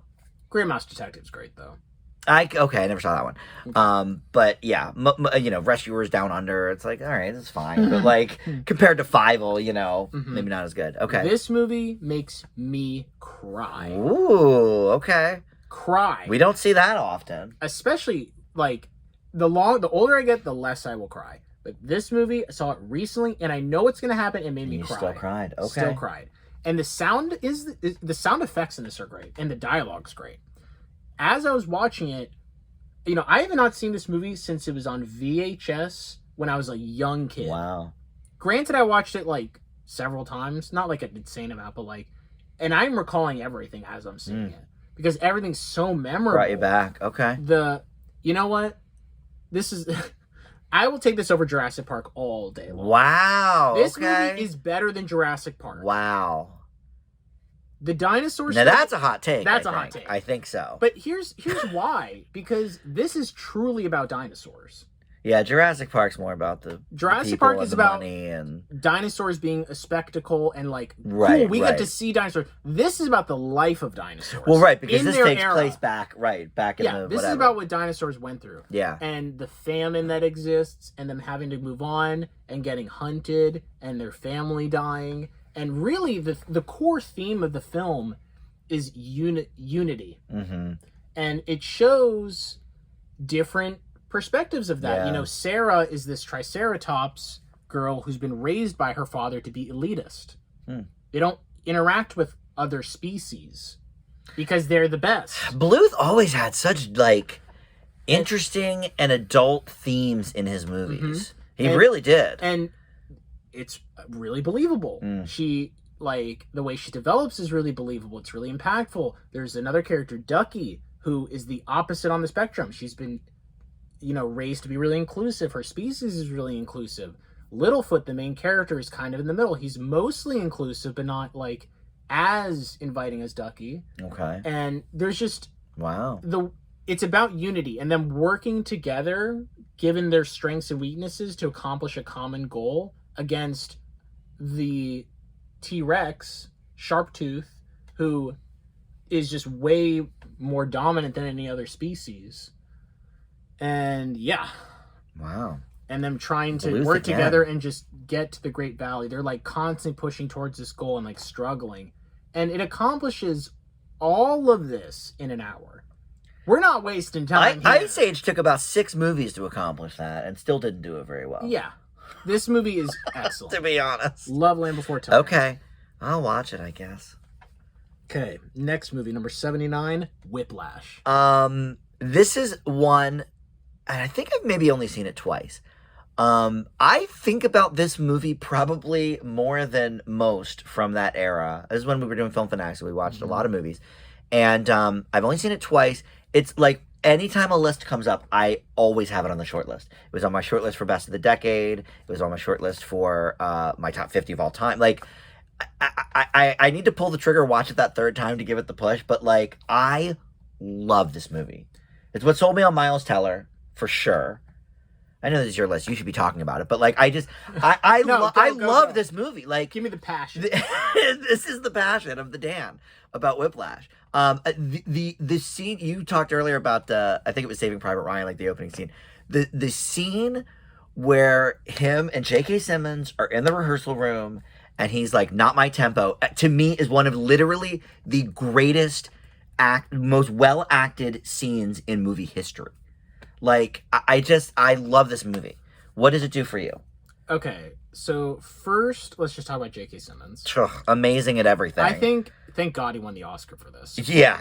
I would have rioted and flipped tables I think otherwise. I actually have a short list on my phone of greatest performances from any actor, in my opinion. And there's, like, the top tier, and then there's, like, the one right below that. And this is in the top tier of, like, top 15. Yeah. Because I believe it. How could you do even slightly better than he did? It's impossible. Like, it's like one of the best. Yeah. I mean, especially supporting role. Like, yeah. There's only a couple that even compare, like Heath Ledger's Joker. True. Or like a couple others, but like, yeah, this performance is just unreal. It really is. It's hard. Yeah. It's hard to believe how good it is. He literally could have quit from acting after this. Yeah, it's been like, all right, I did it all. It's absurdly. Like, he's so good. Acting. Yeah, it's crazy. Yeah. So, honestly, if somebody gives this movie below a 9 out of 10, I like kind of don't even trust their opinion. Yeah, it's an A for me, absolutely. This movie's excellent, undeniably. Probably an A plus, really, and it tackles the theme of ambition and following your dreams despite what anybody else thinks. Yeah. The main character is not really likable. He's really not. He's kind of a jerk, but he wants what he wants, and he's going to get it, and that in itself is kind of respectable. He fights for it. Yeah. He does not... He really earns his keep. And I think the ending could have gone a number of ways, and I think they went with an ending that was not necessarily uplifting, but it worked so well within the confines of the rest of the movie, and it was certainly realistic. I just think it drove the point home of the script of this movie. The bloody part. Yeah, the bloody part. It's so good. Which was real, by the way. The fact that Miles Teller learned drumming for this. The sound of the songs is, like, the sound mixing, the sound editing is, like, 10 out of 10. Yeah. Also, this is an aspect of films that I almost never care about, but I have to mention it for this movie because I think it does it pretty much the best. And the lighting in this movie. Yeah, really good lighting. Immaculate. Perfection. The shadows, the lighting, the color, like, tint and everything. It's like, could not be improved. I know. The only reason, like, this isn't higher, like... Yeah, why isn't this top 10? Let's hear about it. Yeah, I mean... And it's not for me either, but... Yeah. Yeah. It's kind of hard to explain, like, why is it not... Look, Miles Teller's character is not likable. We know that. Yeah, it's really, like... J.K. Simmons is the main reason. Yeah. It's J.K. Simmons in the themes. Right. And I really appreciate the quality that it is. Yeah. So that's really the thing. I think that's fair. I mean, it's above Land Before Time. And that is a bold statement. Yeah, it's a bold because statement. Land Before Time is above Jurassic Park and the whole thing. Number 78. This is going to surprise you, I think. Okay. We got... I've had many surprises. WALL-E. Oh, we were just talking about that earlier, and you said you didn't like it when you first watched it. So tell me... What, did you just watch it now for the second time for this list? Yes. And you, going into it, were like, I don't remember liking this one. Okay. But here's the thing. This isn't really a kid's movie. Like, when this was out, you were probably... I didn't even watch it when it came out. I watched it in college. Oh, okay. Like 2012. I was going to say, you were probably only a teenager when it came out. It came out in 2008. Yeah. And okay. Yeah. This for me, I think, is probably the most, like, adult of the Pixar movies, because it's just the themes and... Yeah. I think this is just straight up the best Pixar movie. Wow. And I actually don't think it's that close. Okay. There's a couple of movies that I think you could debate, of course. There's some Toy Stories and whatever. No, I'll always say about that. But WALL-E is so important. Mm-hmm. This movie is gonna... I think the longer time goes, this movie is gonna be regarded even higher and higher. Mm-hmm. As we get more technologically advanced and the Earth starts to really decay. Yeah. Like, we're getting there soon. You think, like, 20 years from now, 50 years from now, whatever, people are going to be like, yeah, WALL-E, one of the most important movies ever made. Yeah. Of any kind. Yeah. And in addition to that, looks gorgeous like all Pixar movies. I think it's... The emotional heart, the characters, even though they say literally barely anything, I mean, it's almost a silent movie until they get to, where the humans are, but... I mean, it's so beautiful the whole way through. Yeah, it's a masterpiece. Yeah, it is a masterpiece. I agree. It's going to be the only Criterion Collection film that's a Disney movie or Pixar. They're going to Criterion that? Yeah, it's actually a big deal. It's been announced. It's not. Wow. Okay. And if they're going to pick one, this should be the one. Yeah, I don't hate that. And yeah, the themes in this movie, and yeah, I think visually, this is one of, if not the best Pixar movie from a visual perspective. It is gorgeous. Yeah, just like you said, it really is. There's so much heart in this.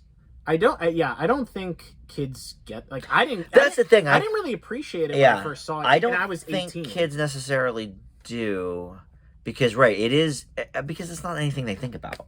Mm-hmm. I mean, they're living in their own world. They don't care really about the environment or any of that kind of stuff. And maybe it speaks a little bit more to us being born and being around before the digital age, like before we're always on our phones. Yeah. People now are just like, yeah, that's just life.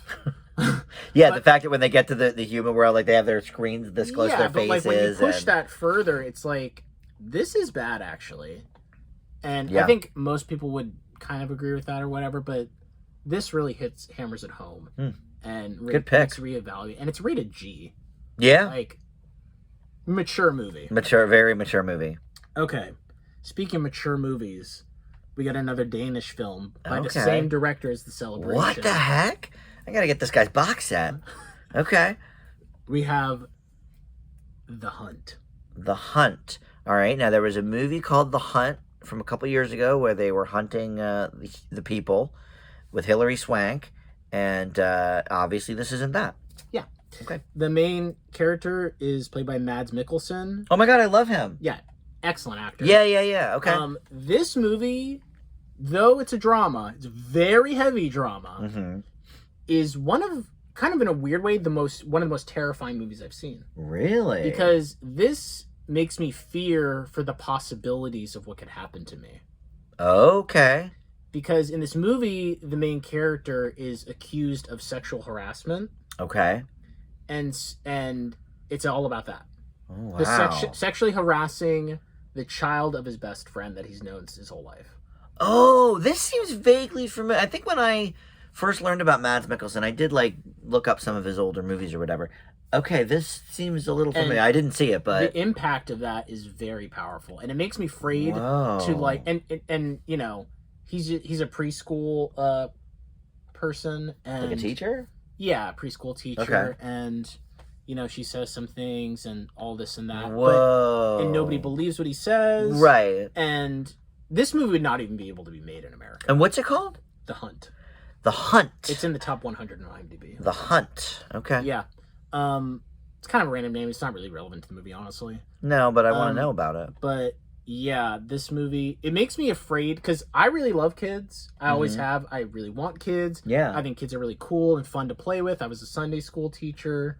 Yeah, kids are just awesome. Yeah. But after watching this movie, I kind of just don't talk or interact with kids because I'm afraid that somebody's going to accuse me of something falsely, and that's going to destroy my life because nobody's going to believe, because with the whole Me Too movement and all this and that in America, it's as soon as somebody makes an accusation, everyone just jumps on their side Sure do.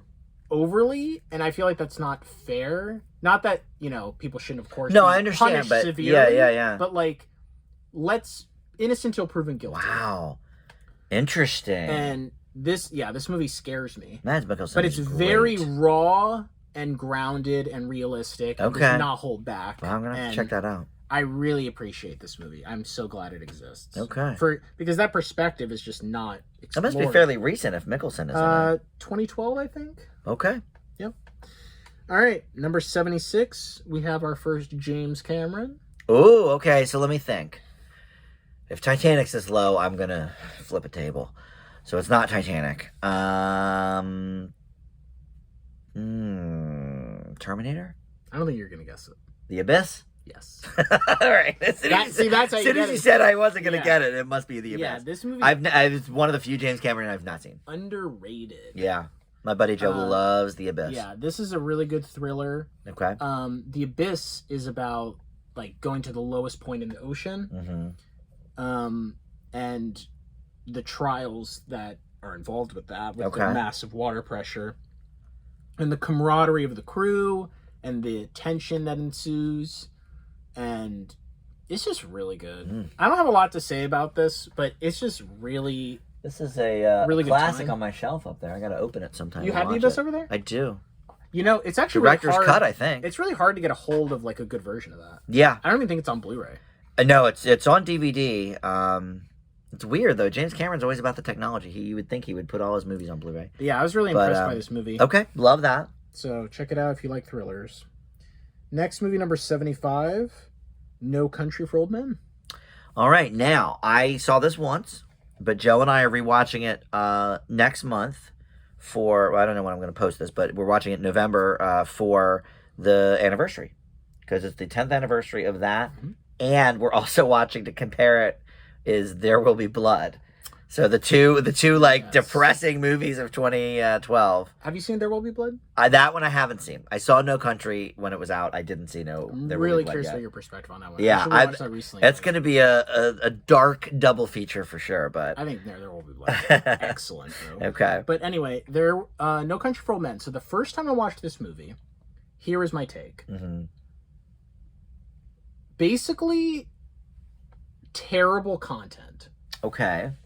I think the plot, the character, I think the content of the film, the writing is bad, but the execution is perhaps the best of any film. That's a little bit of a extreme dichotomy of a message. Okay. So I rewatched it. Yeah.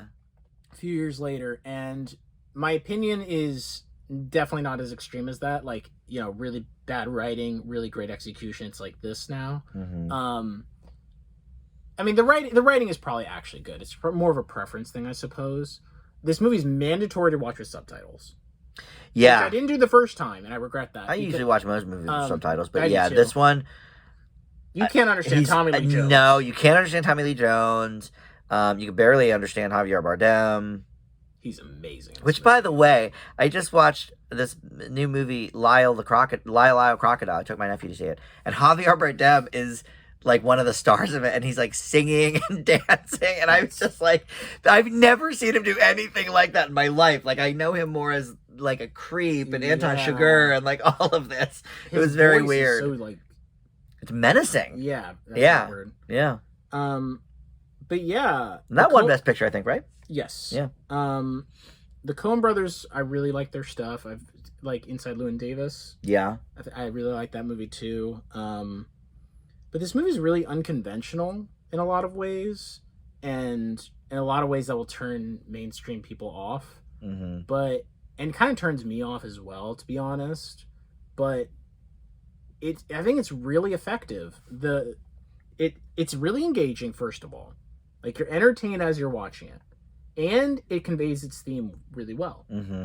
Of kind of this new wave of evil that's in America, I suppose, maybe the whole world, of, back in the old days, people weren't just like skinning, there weren't serial killers all the time. And so Tommy Lee Jones is an old cop and stuff. And then he's like, you have to, there's no country for old men now.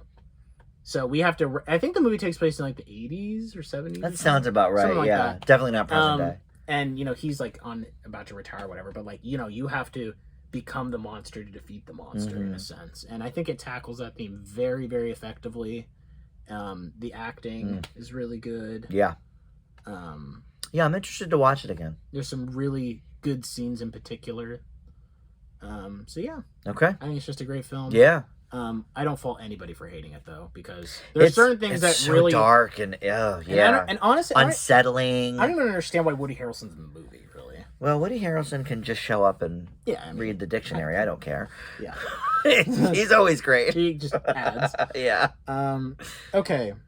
It's kind of funny when I'm going through some of these movies like this one and The Abyss. It doesn't seem like I like them like as much as some ones that I was more passionate about, like Before Time, or whatever. But I really do. It's just harder to convey because it's not like they emotionally impact me, but I really do appreciate them and like them for what they are because.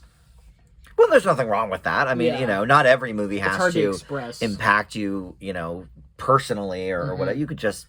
I guess I try and put more oomph into it when I feel like it's underrated. Okay. But like everybody knows No Country for Old Men. Everybody knows it's great. Everybody knows The Abyss is great. Anybody that would probably like it has probably seen it. Right. Okay.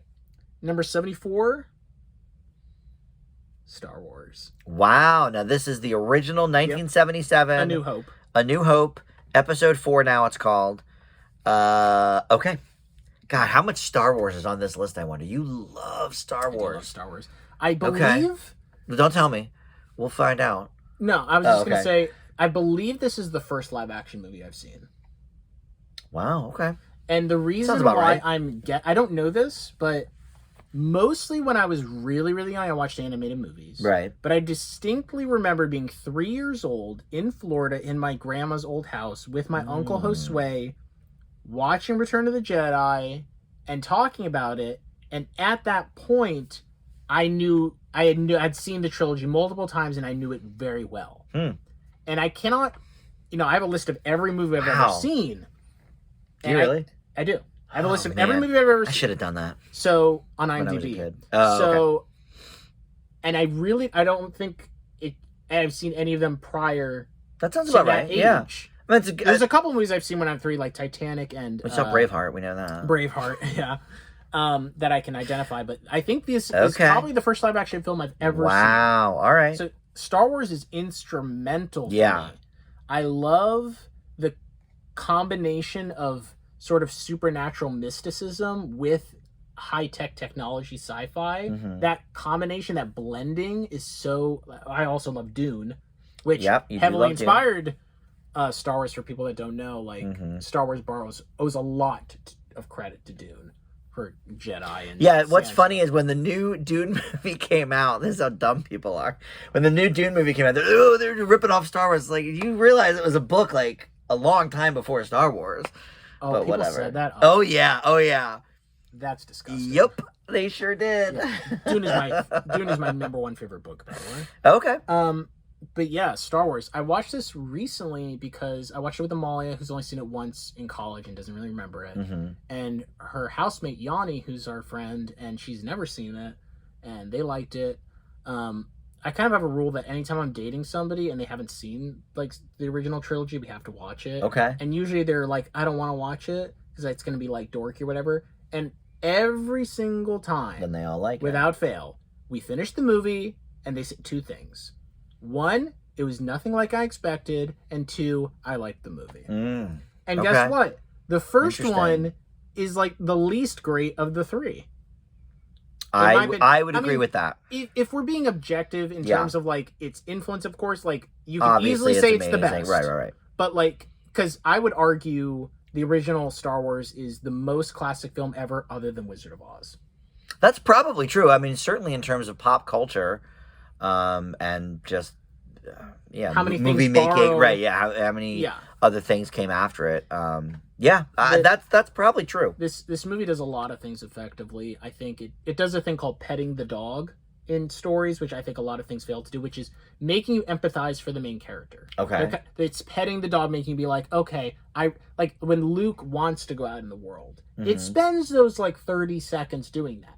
There's some movies Interesting. and Okay. stories where I it's hadn't like, heard that term. yeah, I haven't gotten a chance to really start to care about these people. Mm-hmm. In Star Wars, I'm invested. Interesting. I care about everything. I care about these characters. Yeah. Luke, Han, Leia. Like, I want them to succeed. Darth Vader is probably my favorite movie character of all time. Okay. I like. He's a good contender for a tattoo for me, honestly. Wow. Love Get Darth that Vader. tat. Ever since I was a kid, I've loved Darth Vader. Action figures, posters, toy lightsabers, whatever. I wanted the lightsaber more than almost I've ever wanted anything in my life, I think, back then. So yeah, original Star Wars, really, Okay. really solid. And Obi-Wan Kenobi's performance in it, really good. Okay, number 73, we have Avengers Infinity War. Okay. Part 1 of the 2-part, Yes. whatever, Yeah, closure of Phase 3 like or I whatever, like Endgame. culmination. I like Endgame a lot, mainly for its ending. I think the middle is not nearly as good as Infinity War, but I like Infinity War overall more. And here's why. First of all, just remember when you're watching this movie for the first time. Okay. Okay? And it's the opening scene. Mm-hmm. And Thanos just has, like, Thor defeated. Mm-hmm. Just right off the bat. And then he just kills Loki. Yeah. And then, without even using powers, just hand-to-hand combats the Hulk to the ground. And it's like... You know immediately this is, like, not your average Marvel. Yeah, this is not kidding around. Yeah. That's true. I think people, because of other Marvel things, sell this one short. I think people don't I think that's true, actually, especially because Endgame was only a year later, and, you know, that was sort of the finale of that I don't think people series. Quite give this movie the credit it truly deserves. Because if you think about it, this is the greatest crossover film in cinematic history. Yeah. Mm-hmm. We're talking, like... Yeah. The amount of characters they need to juggle in this, while introducing Thanos, who's like, you know, you see him for like 2 seconds previously. But Right. reintroducing his character, that's really impressive. It pulls that off. And the expectations for this movie were sky high. Yeah. And it met or exceeded those expectations. And I always say that about both Infinity War and Endgame. They didn't actually have to be good. They would have made $1 billion anyway. Like it didn't really matter. Mm-hmm. But yet, and this is what makes me so angry about the current phase of Marvel, is that they are doing just that. They're just making garbage movies. But Infinity War didn't actually have to be good. It wouldn't have mattered. Mm-hmm. And yet, it actually is. They're both epic films. There are 2 gripes I have with Infinity War. Okay. Number 1, Star-Lord is just asinine. Well, that actually is one of my least favorite things that happens in all of Marvel. When he hits him, when they're about to get the gauntlet off of it. It's like, that's bad writing. And I already don't really like Chris Pratt. I think he's the same in every movie. Star-Lord was like the one character I was like, okay, I can get behind this guy. I love that first Guardians movie. And that moment was like, oh, all right, so now Star-Lord sucks too. Mm-hmm. Like, yeah, I totally agree. I hate that part. Also, I think they could have...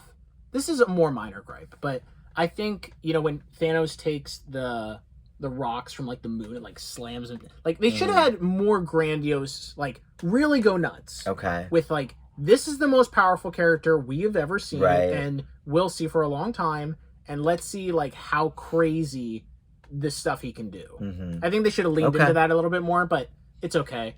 I also want to bring attention to how great Thanos is as a villain. Mm-hmm. Because I actually think he has set the bar for villains moving forward in movies and TV shows. Yeah. I think that archetype of villain that people can get behind is empathize with his position at least. They really understand where he's coming from, and it's a believable motive. Yeah, they didn't really make him like just a super villain to be villainous for villain's sake. Like I always say that Marvel has a villain problem. A lot of the Marvel movies they have bad villains. Yeah, and like the new Thor movie, like Christian Bale his motivation sucks. No, it's like, I it's like, okay, it's such a good performance. You're mad at this one god. You kill the god. Okay, now you just want to kill all the others just because. Like, that's a bad motivation. Yeah, Thanos' motivation makes sense, and the end of the movie, that's bold. Yeah, that's impactful. That's very much so. Very good. Yeah, jaw dropping, I would say. The Doctor Strange, like, it has to be this way. The combination thing. Yeah. Spider-Man, like, into dust. Yeah. It's Mr. like Stark, I don't feel so well. yeah. Yeah. And I I also think the humor in this is like more on point than the average. Okay. Just as another side. But it's a nice balance. Sometimes they go too much with the humor. Squidward joke. Love that. The guy does. The guy does kind of look like. but... He's like, oh yeah, okay, Squidward. Oh, okay. And the guy does look like, yeah. So yeah, really great movie. Okay. That people take for granted, I think. I agree with that. I think it's actually pretty underrated for Marvel. Number 72, Scooby-Doo and the Witch's Ghost. You love that Scooby-Doo Witch's Ghost. Okay. Now, I've never seen this. Tell me the era of this. What year was this? This is 1999. Okay. So this was before Zombie Island. No. No, it was after Zombie Island? Yeah, so let me give you the rundown real quick. After I was a kid, I sort of lost. So there's a bunch track. of Scooby-Doo stuff that, you know, came out in the 60s or Yeah. 70s when it was really popular. Mhm. There's a lot of, like, movies like Scooby-Doo meets Batman or whatever. Those movies are Globetrotters. Yeah. Like, those are all okay. Well, those were all TV shows. Like, they weren't really Yeah, movies. they're They not called like- them the Scooby-Doo movies, Yeah. but So they were just hour-long in episodes. 1998, Yeah. there's a renaissance of Scooby-Doo. And Yeah. this is the best Scooby-Doo And content. shortly before the live-action one came out, too, because I think that was 02, Yeah, maybe. and that movie's kind of embarrassing. I never saw it, but... It's bad. But, yeah. Um, But we're talking about the Scooby Renaissance. yes, That was certainly part of these it. Renaissance films are, if you like Scooby-Doo, they're great. And a couple of them, even if you don't really particularly like Scooby-Doo, are still great. And this is one of them. Okay. There are, I think, 4 really good ones. And then there's like 2 goodish ones. And then they start to not really get that good anymore. Okay. And this is the second movie in the Renaissance. Got it. And The Witch's Curse. Witch's Ghost. Witch's Ghost. It's hard to talk about this one without talking about the other one on my list. Oh, okay. Spoilers. All right, so maybe we wait and do a twofer. Yeah, I'll Okay. just wait for Okay. to talk a little bit more. Interesting. Okay, number 71, we have Mulan, the Disney movie, the animated 1998. Got it. Okay, so this movie I saw in theaters Okay. when I was 4 years old. Yeah, Sean, very you young. scared me. He is a Yeah. menacing villain. Yeah. Sean Yu, strong with the Huns. Oh, interesting. The opening scene on the Great Wall of China, just like, and the guy's like, now all of China knows you're here. He's like, good. Or Wow. He doesn't say that. He Yeah. says something way better, but like, it's just like, yeah. Okay. He's just like, yeah, I want the emperor to come here Wow. so he can say. He says, tell your emperor to send his strongest armies. Okay. I'm ready. Wow. And he's just such What a a beast. G. Yeah. This movie, the plot is really strong. Again, like pretty standard high quality Disney of like plot is strong, Yeah. characters are strong. Funny sidekick. Mushu, best Disney sidekick. Yeah, I mean, look, that's Eddie Murphy, right? Mhm. Doing the voice. Like, I mean, come on. Come on. What else do we need to say? Yeah, I mean, I think that's a fairly common, like, if you're talking top Disney sidekicks, I mean, he's always in the top at least 2 or 3. I love the themes Yeah. in this movie about honor and family. Like that's kind of a Chinese thing. And Yeah. I like that they, family and honor. And I didn't realize this is probably kind of pathetic that I didn't realize this until I just saw this recently again of how much sexism is involved in this. Well, yeah, I mean, that's Yeah, I didn't really pick up a on big that as plot a kid point, as much, really. but Yeah. like not just that women shouldn't fight, which I understood, of course, but like that women are lesser. Like, Mhm. yeah, you're a woman. Right. And it's like, ugh, Yeah, I hate that. I know. And I think it tackles that pretty effectively Yeah. in believable ways. Yeah. And the avalanche scene, I think, is one of the all-time great animated film scenes. If Okay. you remember. I don't when- really remember that when specific she scene, shoots but the cannon and then the avalanche is, it's so awesome. Also, really good soundtrack. yeah, The one of the top soundtracks from that era. let's see. So they have like the one about a reflection and like her being introspective. The one at the very beginning that's kind of like a throwaway song is also really catchy. Yeah, The "We'll Bring Honor to Us All." Yeah. That one's good. "Make a Man Out of You" is just that's like, a classic. I listen to that all the time. I Yeah. blare that in the car, and that I is the believe only that. song because I kind of have like stage fright. Okay. So, but if there's a karaoke scenario, You'll get up that and is sing the it. only song, because I know Is every that word. right? I know every word I didn't know that. automatically. Okay. No effort. That's so funny. And I will belt it out. Okay. Love that song. I do think my only criticism of the movie is the resolution is a little too easy. Okay. It feels That's fair. like they kind of just go in and do it, and it doesn't feel that Sometimes that's a challenging. Disney staple. Yeah. Unfortunately. But otherwise, I think this movie is really strong. Okay. Good themes, really engaging, great music, memorable characters. Mm-hmm. Even like the random side, like the three, like there's the big chubby guy. There's like the short, like tough, gruff guy. There's like this little lanky, like all of them are like memorable, even though they're kind of just not really that important. Shang and his father and him wanting to like rise up, and them just getting wiped out. Yeah. His father's armies that are supposed to be like really powerful, and it's just really good. And one from that era that I've actually seen. Yeah. One of the earlier movies that I've seen in theaters. Yeah, that makes sense. The first movie that I've seen in theaters is Hercules in '97. Oh, okay. That also makes sense. Okay. Number 70. We have our first Scorsese movie, who is one of my absolute favorite directors. Let's see. Give me the decade. 90s. 90s Scorsese. Casino?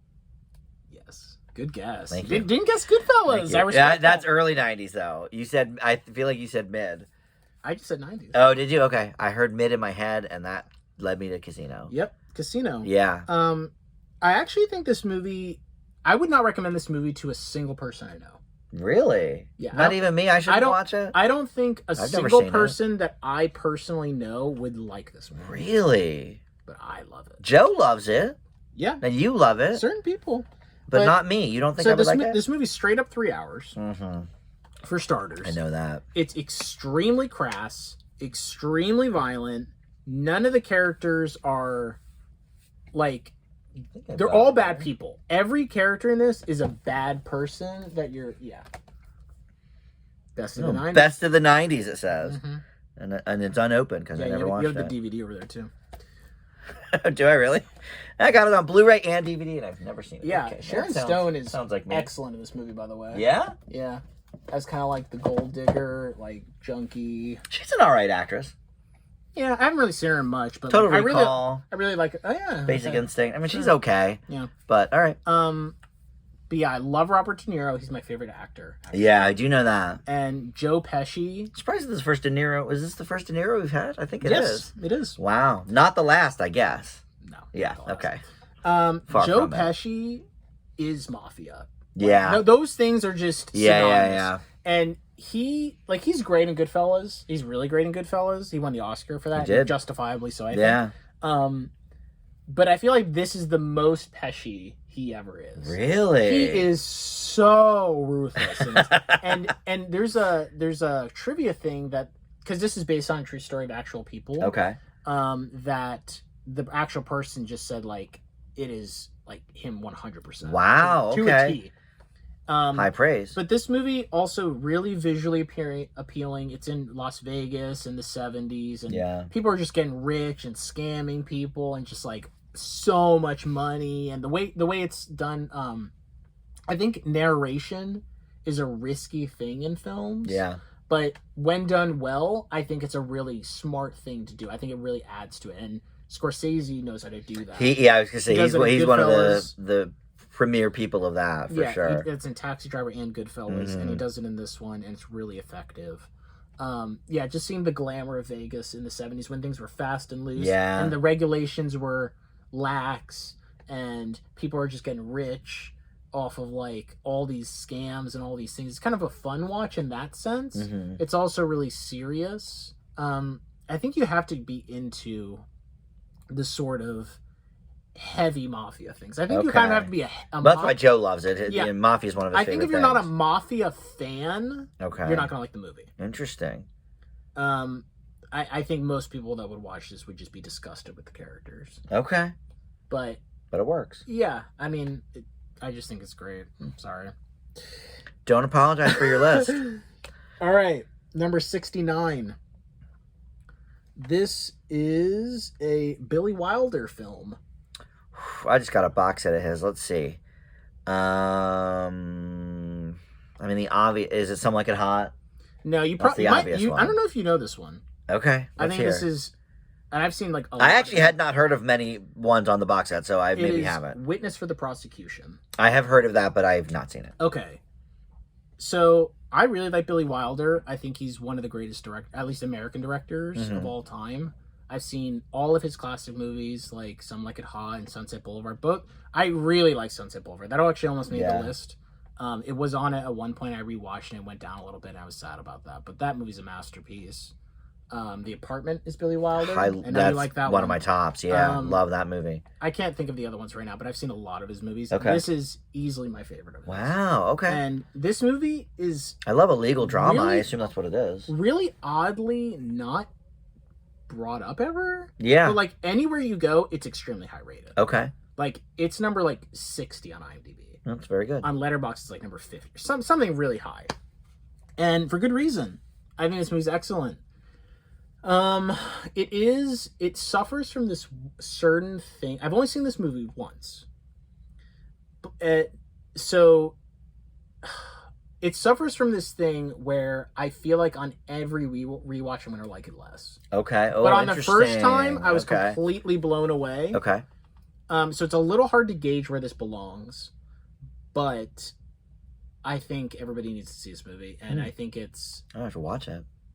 in terms of like a thrilling court case, this is like the best movie I've ever seen. I love legal dramas too. Yes, in terms, this is court case, and the lawyer, I forget whether he's a defense or prosecutor, but like his character, he's like the Silver Fox or whatever his name is. He's really good in it, and the ending is just really good. Okay. You'll be when it's over, you'll be like, that was good. Yeah, I've not been disappointed by Billy Wilder yet, so. Yeah.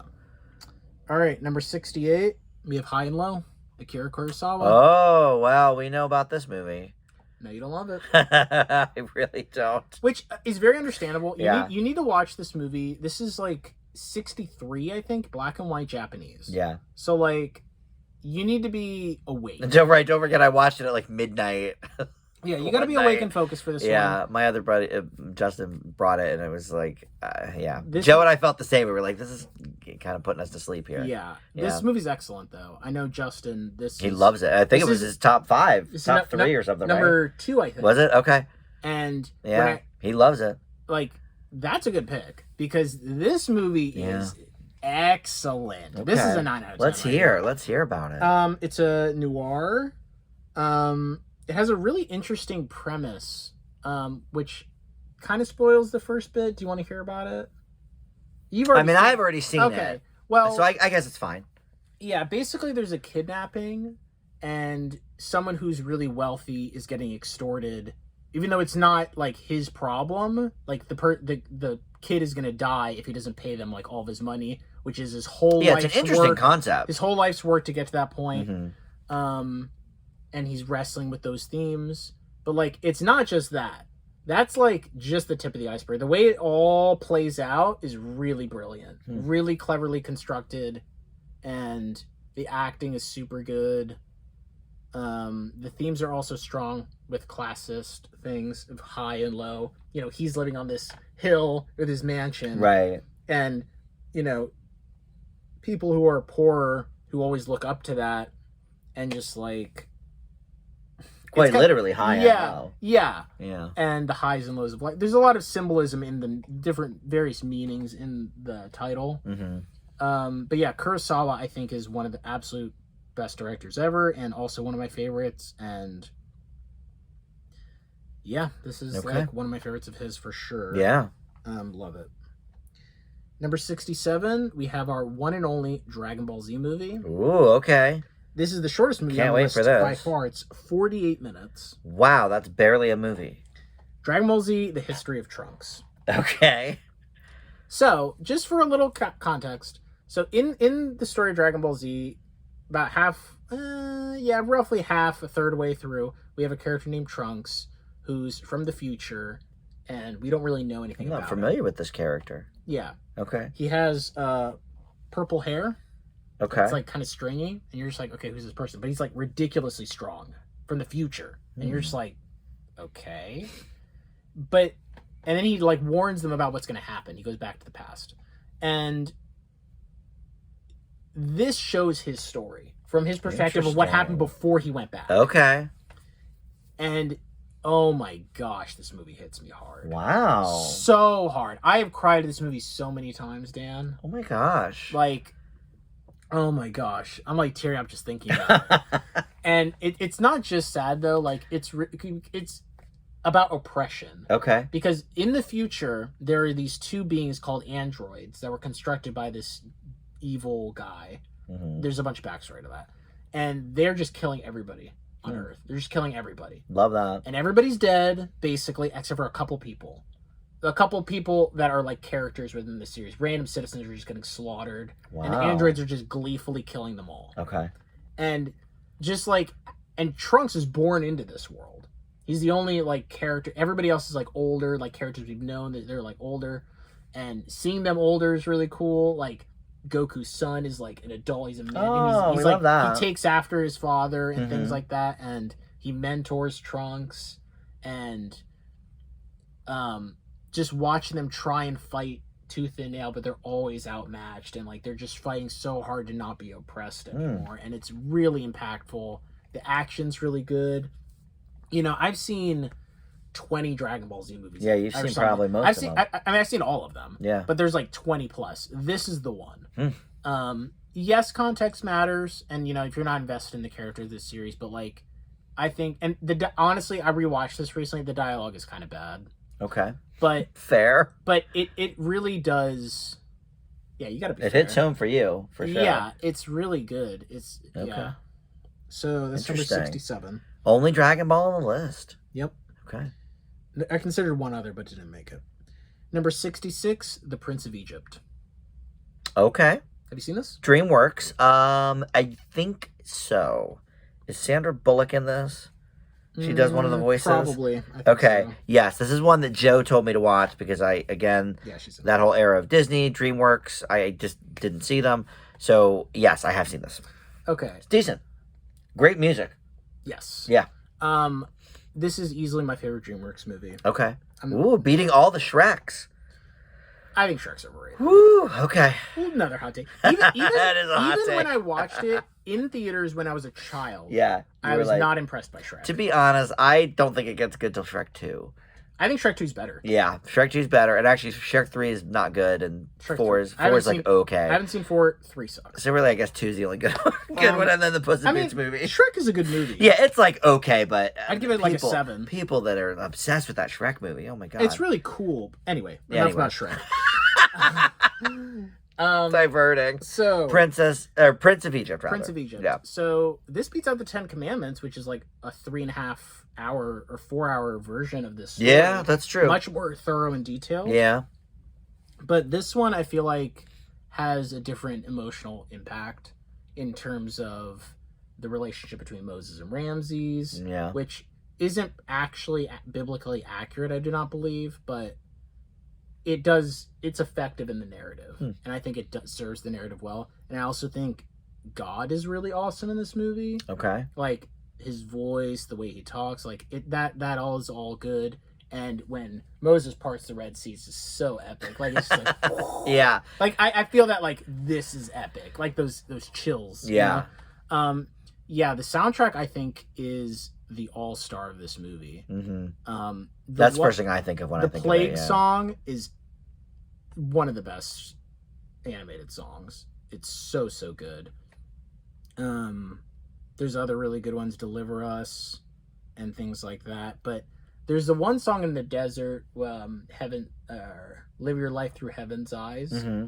That is so dangerously catchy. Yeah. I have to avoid this song. Okay? Is that right? Because if I listen It'll be in your head for too long. It's hard for me to go to sleep. Wow. This is the most catchy song. Okay. This is actually, I think, the most catchy song in the world to me. Wow. And that's because I literally have difficulty sleeping the night that I hear this song. That's because bold. It's so it's catchy in there. And awesome. Okay. Yeah, great soundtrack for sure. Yeah, this movie's and one of DreamWorks first, I think. Yeah, and you know, Jameson and Nathan, who are both pretty devout atheists really like this movie Interesting. because it hits all the demos. it's just really it's strong. entertaining. Yeah. It's just really strong, thematically strong, even if you're not, you don't believe in the Bible or the stories, you think the story's fictional and all that. Like, it's still a really great movie that a lot of people can like. I think it's just really high quality. Okay.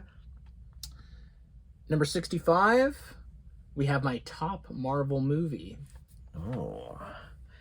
I'll give you one guess. Well, I assume it's one of the standalones because you said Infinity War is better than Endgame. It's a sequel. One of the best Marvel sequels, is it Ragnarok?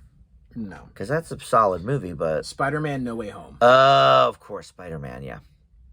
I always forget that he's technically Marvel because he's Sony and the whole thing. Okay. So... Well, wait, No Way Home, which one is that? The new one? Newest one. Oh, so this is the most current on the list. Yeah. I would think. Yeah, this is my favorite movie of 2021. Yeah, okay. Spider-Man Homecoming and Far From Home or whatever, to me, like, they're good or whatever. Okay. This movie is my favorite Marvel film. Wow. And so part of it is I've liked Spider-Man my whole life, basically. Sure. Like, my dad's into superheroes. We watch the animated series a lot. Mm-hmm. You know, we play card games revolving around Spider-Man. So, like, I've known Spider-Man way before Tobey Maguire. Right. Way before. But this is the Spider-Man, like, experience right here. Because it gets multiple villains right. Mm-hmm. Not Spider-Man 3, which is trash. Garbage. This one juggles so much. Yeah. You have Electro, Doc Ock, the Green Goblin, Sandman again. There's somebody else, right? Like another villain. Well, some people show up for a second, but those are the main four. And retconning that sort of. Mm-hmm. It's kind of like a X-Men Days of Future Past. Right. It's so good in that sense. Yeah. And the culmination. It's the culmination of the Spider-Man films. Yeah. Which I like most of them, especially the first two Tobey Maguires. Mm-hmm. But this is just on a completely other level. The emotional impact. Yeah. And the end with the coffee. Yeah. Like, oh my gosh. I can't imagine being in that scenario. It's just like, that hit me hard. I admit, I gave this one a little bit of a raw deal when I first saw it. Because I felt like it was maybe a little too fan baity and like, okay, but I rewatched it a few months later and I was like, no, this is like a genuinely like good film. I raised it up from, I don't know whether I gave it a B or B plus, but yeah, I mean, it ended up in my top 10 or 15 of the year. So yeah, solid movie. There's a few pretty funny parts too, like are you just going into battle as like a youth pastor or what? And it's like, that is exactly how that was so good. Yeah. There's so many payoffs. Yeah. Like with Andrew Garfield and saving the girl from falling. Yep. Tobey Maguire and the Green Goblin, like with the glider. It's just so everybody satisfying got their due.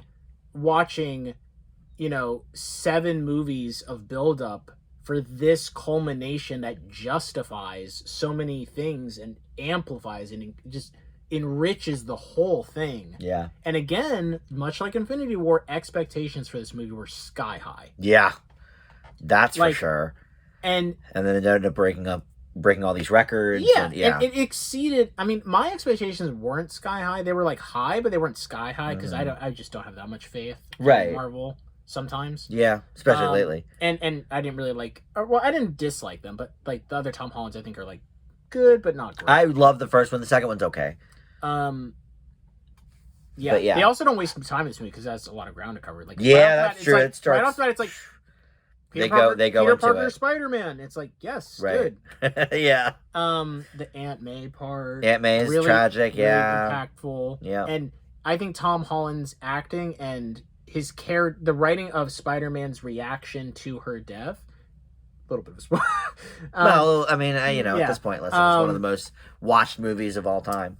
Is really believable. Yeah. And that's something that I really value is like people not being convinced as easily as they would to continue. Yeah. And them being genuinely impacted, but not even it's like just the right amount.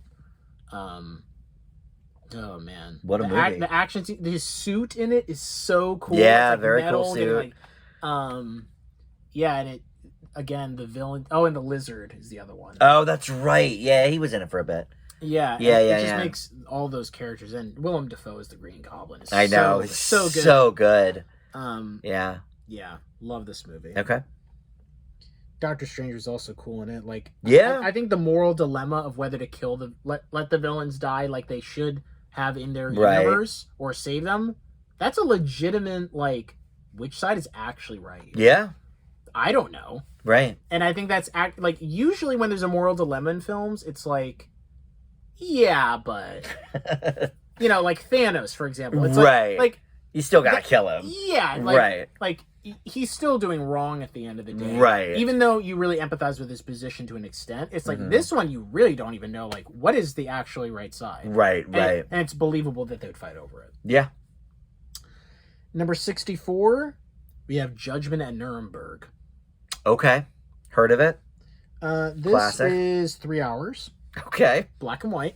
Okay. From very old. 1961. Mm-hmm. The prosecutor, or the defendant in this, the defendant attorney, is also on that short list of best performances I've ever seen. Okay. He won the Oscar for Best Supporting Actor that year. Nice. His performance, I just need to say, is like the best performance anyone's ever given in a like trial courtroom scenario. Okay. It is like it's one of those things that, like, when you're watching, you have to just look over at somebody and just be like, this is good stuff. Like, come on.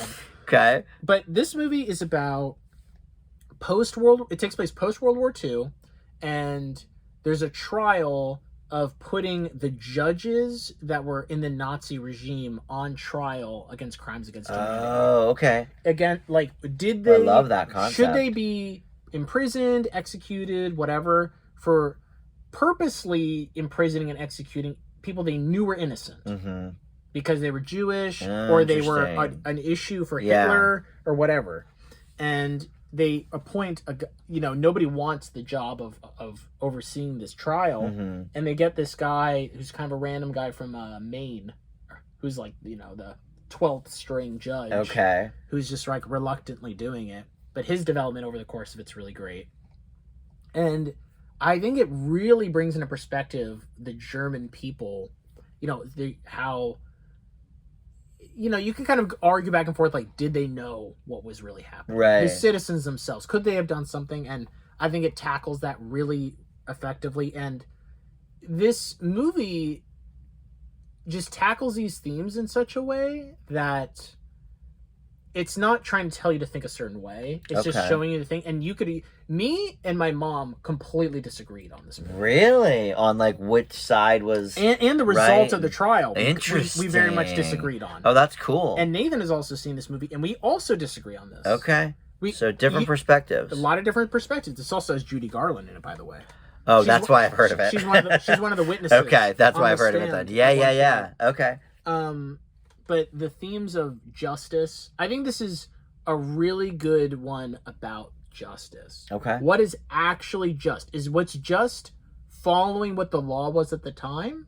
Or is it our own perception of what's right and wrong? Morality. Because they were following the law. They were doing what they had to do because that is they're honor bound to obey. Whatever. Right. Even though they were doing things that are morally wrong, like... It's hard for me to do it any justice explaining it, but okay. It also shows some Holocaust footage that's really rough. Hate that. But it's just, as a courtroom movie, as a Holocaust movie, as a movie about justice and right and wrong, it's so great in those ways. I think this movie... I'm kind of upset that this movie didn't win Best Picture. I don't remember exactly what won in 61. I think it was like... I don't remember. 61 might have been West Side Story. I think, it was. Actually. Yeah, and I haven't seen the original. I've seen the new one, but like... Yeah. This movie is probably top 25 best movies I've ever seen. Okay.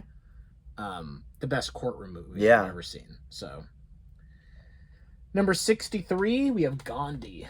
Okay. Have you seen this one? I have not seen this one. I know he won Best Actor for it, and it might have won Best Picture as well. It did win Best Picture. Yeah.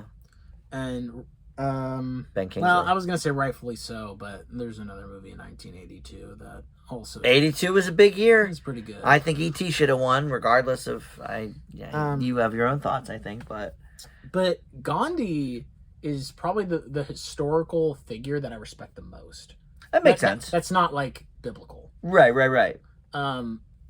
Yeah, he was a cool dude. His self-sacrifice is so admirable. I love it when people stand up for what they believe in and stick to it regardless of what anybody says. Because they know what's right. Deep down, and they fight for it tooth and nail and sacrifice of themselves and are that's the passionate Gandhi way. Yes, that is the Gandhi way. He's so inspiring to me. He inspired MLK at the time. Like, America would just be different without Gandhi. And this movie is really impactful. I saw it in 11th grade World Cultures. Oh, okay. Which usually when I watch movies... Yeah. Thankfully, took up a lot of classes. I was going to say, a couple of 2 or 3 class rooms. Nice. Usually I'm kind of checked out during those class movies sometimes. But this one had me focused. Nice. And yeah, I've rewatched it since. It's really, really great. Number 62, we have The Prestige. Oh, okay. That was is that Christian Bale? Christian Bale and Hugh Jackman. Because it's Christopher Nolan, so of course Christian Bale's in it. Michael Caine's also in it, and so is Scarlett Johansson, and it's directed by Christopher Nolan. Yeah, these are all Nolan regulars here. Christopher Nolan, I think, is my favorite director. Okay. That's kind of a recent change from Tarantino. Yeah. Just because I feel like Tarantino's a little bit one-note-ish in his... But Christopher Nolan is kind of like Stanley Kubrick in that he does wildly different things, wildly different genres, and really tackles them. Okay. I'm saying tackle. I have not seen The Prestige, actually. Oh, this one's so good. I saw The Illusionist, and then I think I maybe started to watch The Prestige, and then I just didn't watch it anymore. So good. All right, well, let's check it out. This is also one of in Molly's top 10. Okay. This is, I think, my favorite Hugh Jackman performance. Really? Even more than Logan. Yeah, he does some good. I'm not saying it's his best or anything. Yeah. Because I don't think it is. Probably. But it's your favorite. It's my favorite. And that's what this list is all about. And Christian Bale is also really good in this movie. Okay. Michael Caine's really good in this movie. And so, The Prestige, do you know what a prestige is? No. I know they're magicians. That's all I got. Yeah, so the magic tricks take place in phases. And the final phase of the reveal in terms of and the spectacle and the wow factor of the audience, that's what the prestige is. Oh, I see. Okay. And the film follows that structure like a magic trick, which is so clever to me. Yeah, it's clever. And they have historical things with Nikolai Tesla involved in it. Okay. Which is interesting. Love him. And again, I think this movie does not gets worse on subsequent watches. Interesting. Okay. Once you because you know the trick. Yeah. Okay. But this is awesome. All right. Highly recommend this one. Number 61, Boogie Nights. Never seen it. Okay, you'd like that. And I know I would like it. In fact, one of the movie podcasts I listened to just did it as a big discussion. They did a 3-hour podcast about Boogie Nights. Paul Thomas Anderson is a bit hit or miss for me. Sometimes I really love his stuff, and sometimes I'm Have you seen Punch Drunk Love? No. That's a good one. Okay. I like Sandler drama, also, There Will Be Blood is an excellent movie. Yeah. Okay. That's interesting. Boogie Nights, eh? Yeah, so this type of story archetype, I normally don't care for too much. It's surprising to me. It's kind of like the Bohemian Rhapsody one, where it's kind of okay, here's this star who's... It's low, it's the rise, it's the fall, it's the rise again. Every time. Okay. But this does it really well. And I'll tell you why. Because this movie has really good side characters. Okay. I think this is the hallmark, quintessential textbook example of how to properly develop side characters. If I were to write a narrative, this would be the thing that I would reference to refresh myself. This is how you do side characters. This movie right here. And also... It's great performances, I know that. Yeah. Or performers, I should say. Sure. Yeah. Sure does. It's really explicit. It involves pornography. It's all about the porn, stuff. yeah. But the story's just really good. Okay. And there's a couple scenes that are just all-timers. Yeah. I mean, I know a little bit about the movie, never having seen it, they're but very much yeah. Tarantino-esque scenes. Okay. Like, if you saw the scene, do you know what it was? You guessed it. You guessed. Okay. Like, you definitely would. Yeah. The dialogue's really good in this.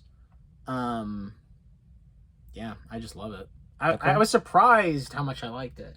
But when I finished it, I you know what hit my head? I was just like, if this movie isn't in a top 250, that's just like a bad top 250. Really? Okay. So And I went on everybody loves Letterboxd. it. I went on And it Letterboxd, is. and it's in the top 250. Okay. All right, Letterboxd. You survived. You got it. Yeah, it's great. Interesting. Yeah, that does surprise me. Number 60, 12 Angry Men. Oh, that's one of my favorites for sure. Yeah. So this movie's basically flawless. Yeah. And another sort of quintessential example of something that I would go back to if I were to create something. And that is taking a simple idea and making it great. I think a lot of people justify mediocrity with the premise not being able to be strong. Like, it you know, for what it's trying to do, it's not that good. You know what I mean? Yeah. Well, it takes place in one room. Yeah, it's so basic. You know, it's basically just a dialogue-driven piece. I really think It doesn't do anything fancy. Simple premises can be masterpieces if just executed well enough. Mm-hmm. That's the lesson from this movie for me. And I like simple things that are just done well. Yeah. And this movie doesn't A overstay prime its welcome. example. This is like not even an hour and 40 minutes. And I could be wrong on this, but it may do something that I really love in movies. It might not. It's been a while since I've seen it, but I love movies that are in real time. And I think this movie takes place mostly in real time. It's certainly over the course of an afternoon. It might not be in real time, but it's certainly, I mean, within a day or, you know, it's condensed time. Yeah. I think that makes it interesting too. Mm-hmm. The hot room atmosphere. Hot room. Yeah. The one guy's always you get, doing his sweat I've seen this movie 3 times. I watched it once when I was fairly young, once in high school when I wasn't paying attention in a class. Right. And once somewhat recently. And even before seeing it the time recently, if you said a juror number, I'd be able to tell you which juror it is. Because it's that memorable. Yeah. This also, all the characters developed well. They each have their own distinct personalities without going overboard. Like, oh yeah, this is this character. Yeah. It's like, no, that's like people are. Well, and you know, there's a reason that this constantly gets revived on Broadway or whatever, because it's like it's so timeless in its approach because it's so simple. Mm-hmm. It basically has no time period even, because it's like, well, when you're in the jury room, you can't be looking at your cell phone. You can't be, you know, technology doesn't really matter. It's sort of timeless in that regard too, that it's just 12 people having a discussion. And everyone seeing things a different way. It's just so brilliant. And it's kind of interesting. Like, even after it, you know, the evidence, you really question whether the guy's even guilty. Yeah, still, I always do. And I think the movie is really about changing people's mind. Yeah. And again, sticking to your guns when you know. You do love that. I do love sticking to your guns. It's just about the only thing I like about The Last Jedi. And yeah, I think the way in which he persuades people is also believable for those characters to be persuaded. Right. Those times. Right, in those ways. It's just really good. Yeah. Okay, number 59, we have a classic Justin Jobe movie, Braveheart. Oh, now when I first met you, this was like 1 or 2. Like this was top level. Mm-hmm.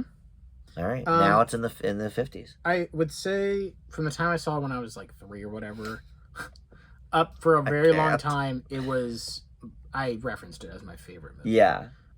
So I hadn't seen it since I was like 10 or whatever, until just recently. Mm-hmm. It is really good. It's not as good as I remember, which is a common thing I hear from people.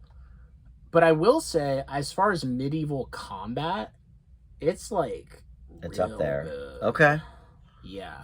It's great in that. It's visceral, it's violent, but it's not It doesn't overplay it. Gibson loves the violence. Yeah, but it's purposeful.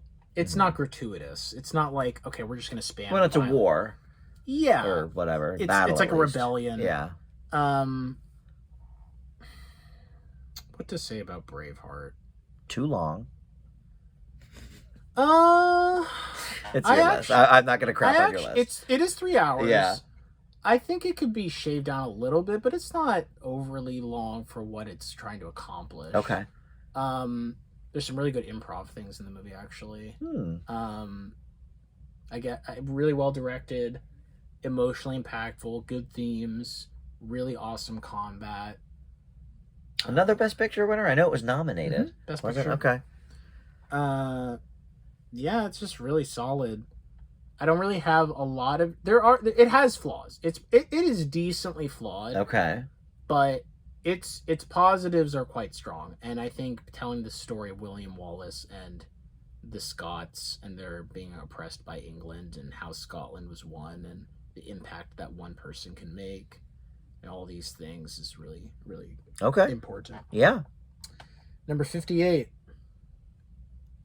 This is probably going to be the one that surprises you the most. Okay. Because historically, I loathe this. I didn't loathe it. I think this movie is maybe the most overrated movie ever. So you hate this movie, but it made your 100. But I've rewatched it recently. Oh, and now you like it. With Nathan. Okay. While under the influence. Oh, all right. Interesting. And our mind was...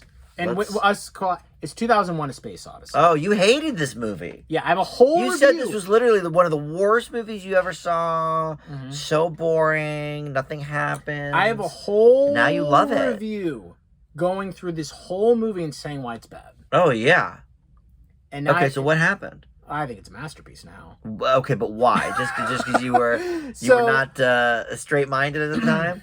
No, I was like laser focused in the dark, no distractions by myself. Okay. The first time. I mean, this next time, like what? Oh, this next time? What was it that made you put it now on my masterpiece list? There's two factors, I think. Okay. Or I guess three factors. Kubrick again, right? Yes, Kubrick again. Number one, my expectations were very different. I guess that's true.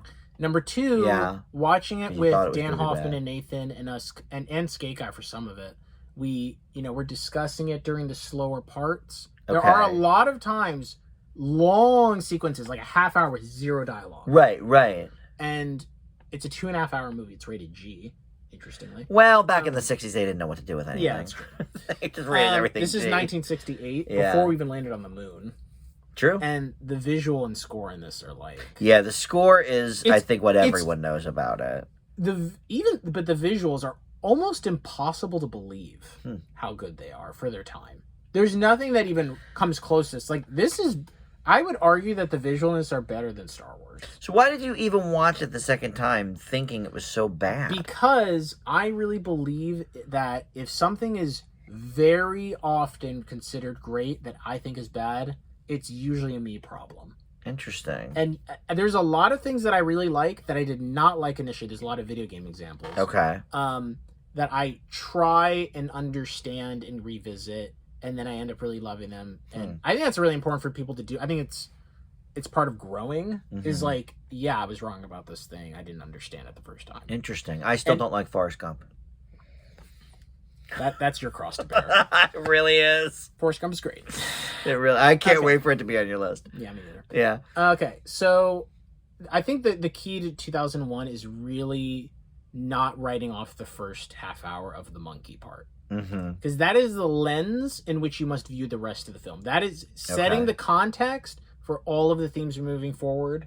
And I think this thematically is one of the most important movies ever made. Because it's about human species progression. Okay. It's about our progression in the universe, our role in the universe from a secular perspective, and how we've developed and where we're going. Is that good? Is it bad? Or does it even matter if it's good and bad? It's really deep. Wow. And so you just weren't in the right frame of mind the first time you watched it. Yeah, I think that's also part of it. Yeah. I was just like, okay, I'm ready to watch a really good movie. But yeah. This is not like, there's no movie that's even similar to this. Okay. Not even similar at all. It's very unique. It's an experience, and there are really long portions with not a lot happening. Like, it's purely theme driven. There's no character development, basically. Right. There's basically I've heard that about it. very minimal plot progression. It's 2.5 hours. Yeah. So I think that's kind of why I've always shied away from it. I know it's a masterpiece, but yeah. It really is Okay. a masterpiece. Number 57. We're getting into the heavy hitters now. Now we got the top because tiers. This movie, I truly can say that I love. Okay. You should love all of these movies. I know. These are your favorites. So I would say a lot of the movies thus far I like a lot. Mm-hmm. This one I'm like passionate about. Well, look, I think I don't want to say you're a harsh critic, but because you rate a lot of things highly, but you rate very few movies as your top. You know, like we've said this, you do a 1 through 10 instead of a grading scale, but like, you know, there are very few for you, like 10s or even 9.5. I think it's very hard to get. Yeah, I would say. You know, so I can't say you're a hard critic because I think many movies fall 9, 8.5, 8. Yeah. Of every movie I've ever seen, yeah, okay. I have less than 15 10 out of 10. Yeah. And of 9s, there's like 30. Right. Or 30 or 40 maybe. Yeah. At most. Texas Chainsaw Massacre. Oh, okay. The OG. Yep. Never seen it. 1974. Okay. Okay. The Exorcist has nothing on this movie. Yeah, you don't like The Exorcist. The Exorcist is a it. very good movie, and I do like it, but it's a joke compared to this movie. Because it's terrifying. It's a joke. Okay? The Texas Chainsaw Massacre deserves credit and recognition. This movie probably should have won Best Picture. Okay, now we're getting carried away. Well, it depends how, like, biased we are towards certain genres, because Well, that's the thing. Like, I really think horror has never been a genre that the Oscars have. But I guess what I'm realistically, saying is, Quiet Place should have been nominated. Yeah. But I guess what I'm saying is this could have been the best movie of 1974. Okay. I think there's one other movie. That's fair. Oh wait, no, The Godfather 2. That's what won. Let's be real. Yeah. But other than that, I think this is the second best movie by miles. Because this is one of the best horror movies. I firmly believe that. It is probably the most unsettling I've ever seen. Okay. And this movie's budget is $300,000. I know. I love that horror movies can do that. They have such minuscule budgets and can just make a mint. I champion this movie so much. This movie's like 80 minutes long. I've never seen it. You need to. It's funny because you guys probably know that watch. I didn't grow up watching horror movies, blah blah blah. But of the ones I've gone back to over time, I have seen the first Freddy. I have seen the first Friday the 13th. I've still not seen the first Halloween, I guess. But I never saw. The only Texas Chainsaw ones I watched have been like more recent ones, which obviously have been bad. Horror is one of my favorite genres. Yeah, and I've seen every single Nightmare on Elm Street, every single Friday the 13th, every single Halloween.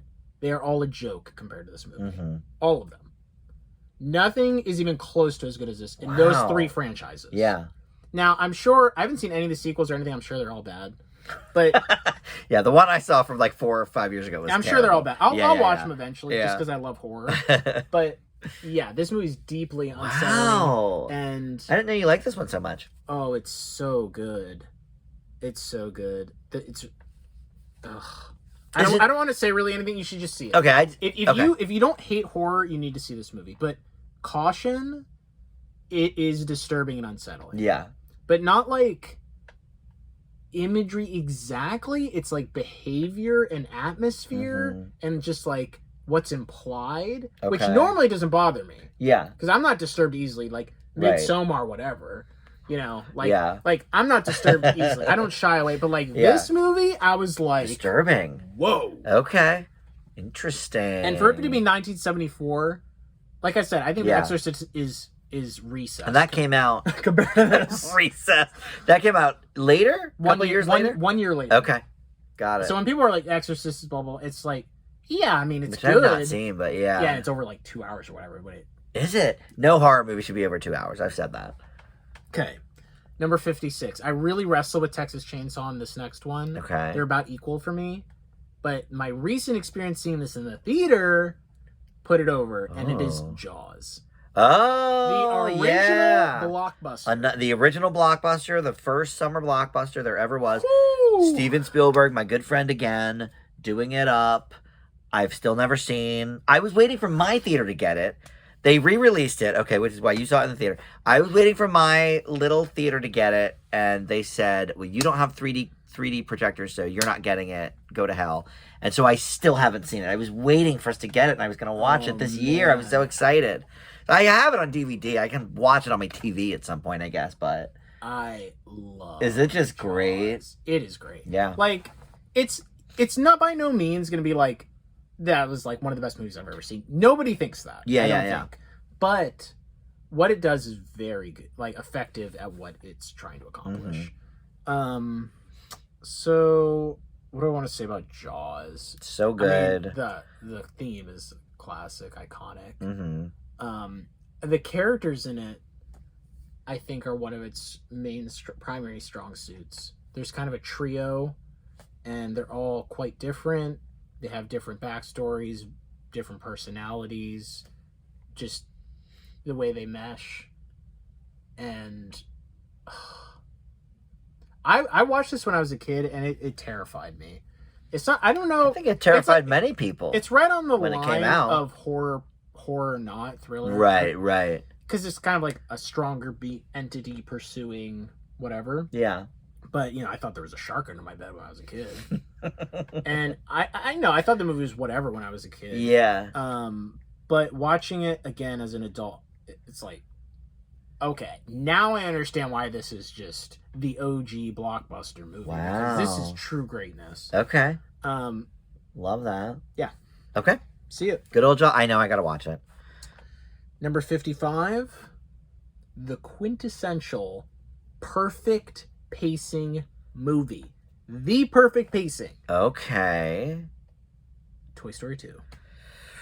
Look, it was heartbreaking for me to not have Toy Story 2 on my list. I went with 1 and 3, and I said, I just can't put all 3 of these on here. I need to share the love with other movies, blah, blah, blah. So I dropped 2, but Toy Story 2, realistically, is also in my tops of all time. And for a while, it was my favorite. I liked it more than 1 for a while. I'm back on 1, but Toy Story 2 is so great. For pretty much my whole life, I've preferred 1. Mm-hmm. And I watched 1 somewhat recently, and Amalia's like, are you going to watch 2? And I'm like, no, I just felt like watching the first. And she's like, well, 2's better, right? And Was that mind-blowing and I to was you? like, I mean, I know 2. I've seen Yeah. 2 plenty when I was a kid, but I was like, I don't think 2's as good as 1. 1 has a lot going for it. Yeah. And she's like, watch 2. It's better. You'll see. And I'm like, okay. How about you watch 1 and we'll watch 2 together? And I'm watching it, and I'm just like, this is just clearly better. Yeah. And I was so surprised by that. I was like, well, really? 1 was such a groundbreaker. Yeah. And overall, I do still probably think 1 is better. But for a good decade, I put 2 until 3 came out, and then I was like, oh, okay, 3. But 2 for the longest time was ahead of 1 for me. The character development is outstanding. I think the jokes are funnier. The blooper reel. Blooper reel's classic. Wheezy. Wheezy. I like the addition of the new characters. I think Stinky Pete is a good villain. I think Al from the Toy Barn is also a good villain. Zurg is a good villain. 3 villains, people. There it is again. There we go. 3 villains. Also, tons of world-building lore. Lots of world building. Al's Toy Barn that's mentioned briefly in the first movie. Yeah. The yard sale scenario that would exist within toys is kind of cool to see. And I think this movie also, in watching them back to back, I think it becomes a lot more noticeable if you watch them in a short time span. The supporting cast is much more relevant in 2 than in 1.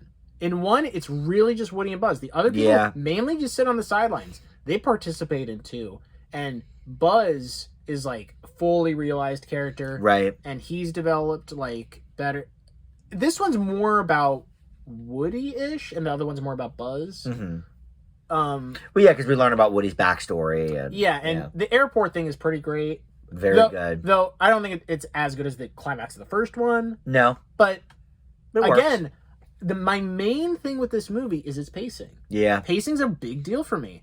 If something feels uneven, it's not the end of the world. Like, that's not a big deal. But if something drags... I think the first Toy Story is perfectly paced, though, too. No? Not... I would have to rewatch it, but I don't remember my sentiment being such. Okay. There's only one scene in this movie that isn't mission critical, and that's the scene of the guy cleaning Woody, which is cool anyway to watch. That is very cool. And it's not very long. No. Other than that... I actually really like that scene, though. I liked the way I it do was, too. Everything else in this movie, directed. every second is necessary. Mm-hmm. Also, the addition of Jesse and Bullseye, great new additions. Yeah. Jesse's backstory is great. Jesse's backstory is great. Song was great. Yeah. Yeah. I don't love 3 like most people. Well, I don't know what to say, but I watched all 3 back to back. yeah. Okay. But yeah. Well, listen, I ended up putting the highest on my list, Oh, but ending. I do love 3. 3, I just got 3 me, is but, one of the best endings But think ever. about this too, though. This was only the rest of the movies with. I think 4 years maybe after the first, and the leaps and bounds of the technology that Pixar had perfected by then. You know, Toy Story is great, but it doesn't look obviously as fluid as, you know, other CGI stuff because it was the first one that did it. Mm-hmm. It too looks a lot better, in my opinion. Yeah. Yeah. I'm not a huge stickler for that. Like, Well, yeah, in animation, I mean, Yeah. you know, whatever, but yeah. Yeah. Good pick. But yeah, again, if I were to create something, I would reference Toy Story 2 specifically. This For is how you pacing. do pacing. Yeah. It's weird. It feels weird to say that because I feel like people wouldn't take that seriously. Toy Story 2 versus, you're just saying that for animated movies, right? Like, no. I think Toy Story 2 has better pacing than every other film I've ever seen in my life. Look, I think the Toy Story films are very highly regarded. I don't think anyone would think that was But pacing a joke specifically or for Toy Story, hyperbolic. I don't know. Yeah. I've never heard anyone say anything even remotely similar to that. So, but anyway, number 54, Scooby-Doo on Zombie Island. Okay. I see. You tricked me. I knew Zombie Island was top. Yeah. So this is the first one in the Renaissance. Okay. And this So it was movie, this one, and then at number 60 something or 70 something, you had The Witch's Ghost. It's hard for me to even like talk about this movie, Dan. Okay. Is it going This to scared choke me. you up? It scared me more than any movie has ever scared me. I believe that.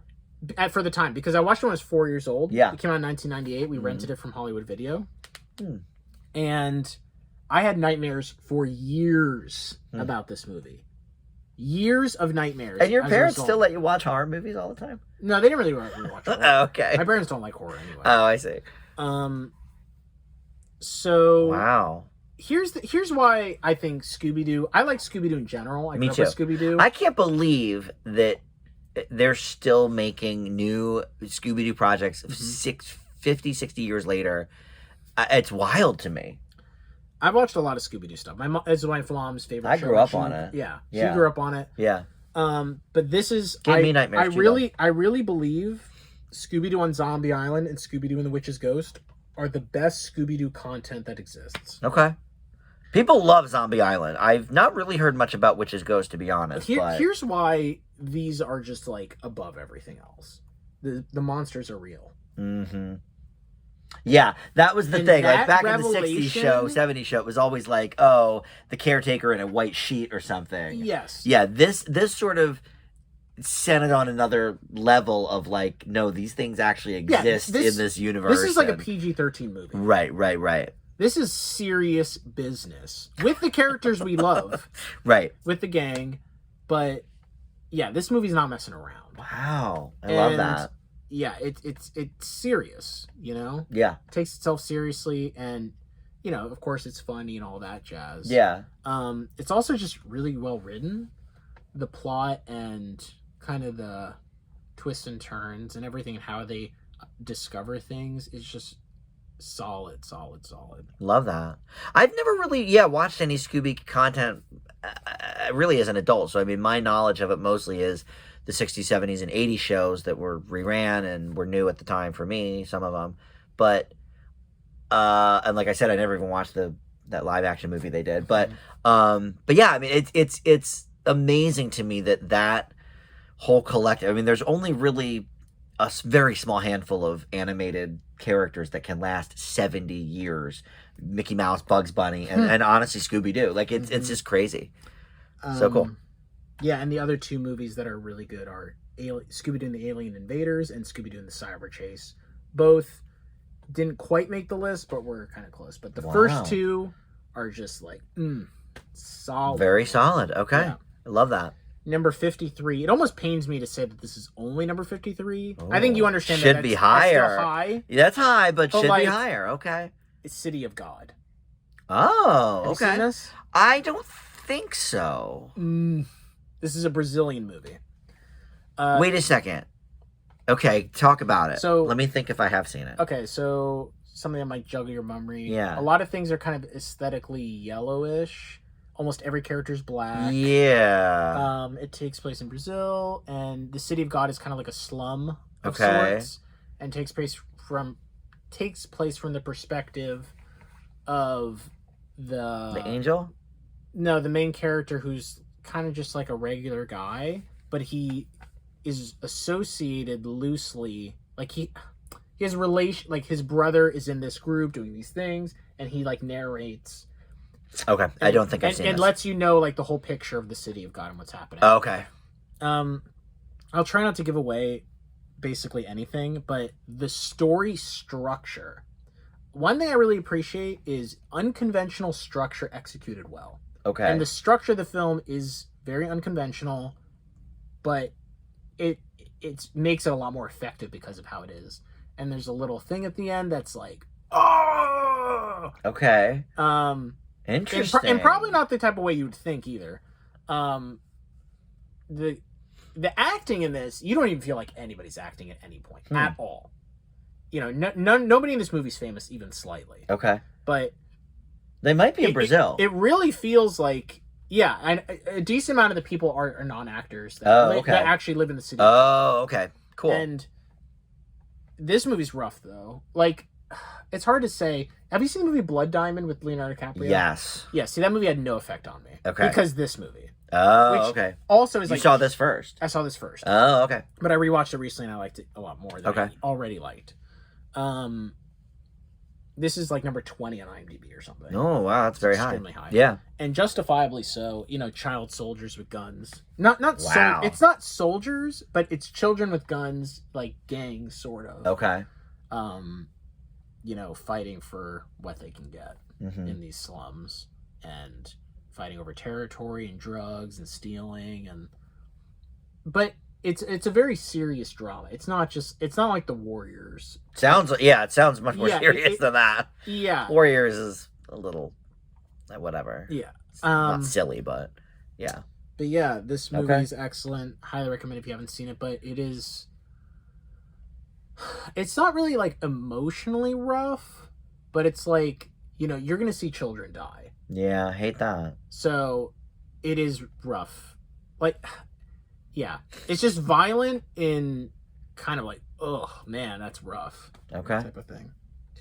All right, number 52 is my favorite Western of all time. And it's not The Good, the Bad, and the Ugly. Okay. Which I also really like. Is it the other one? The other Clint Eastwood? Fistful of Dollars. Fistful of Dollars, right. Which I feel like is really underrated. Sequel, right? First one. Oh, that was the first one in it. Okay. So there's Fistful of Dollars for a few dollars more. Good, the Bad, and the Ugly. I see. The Good, the Bad, and the Ugly is technically a prequel to the Fistful of Dollars. Oh, okay. That's what I was the plots thinking. don't matter. Right, but right. It's the same character, and there's he has a poncho in a Fistful of Dollars. Yeah. And he gets the poncho into Good, the Bad. Oh, So you're like, okay. That's how he got the poncho. The poncho's like his classic look. Yeah. Yeah. Okay. Have you seen this one? I have not, actually.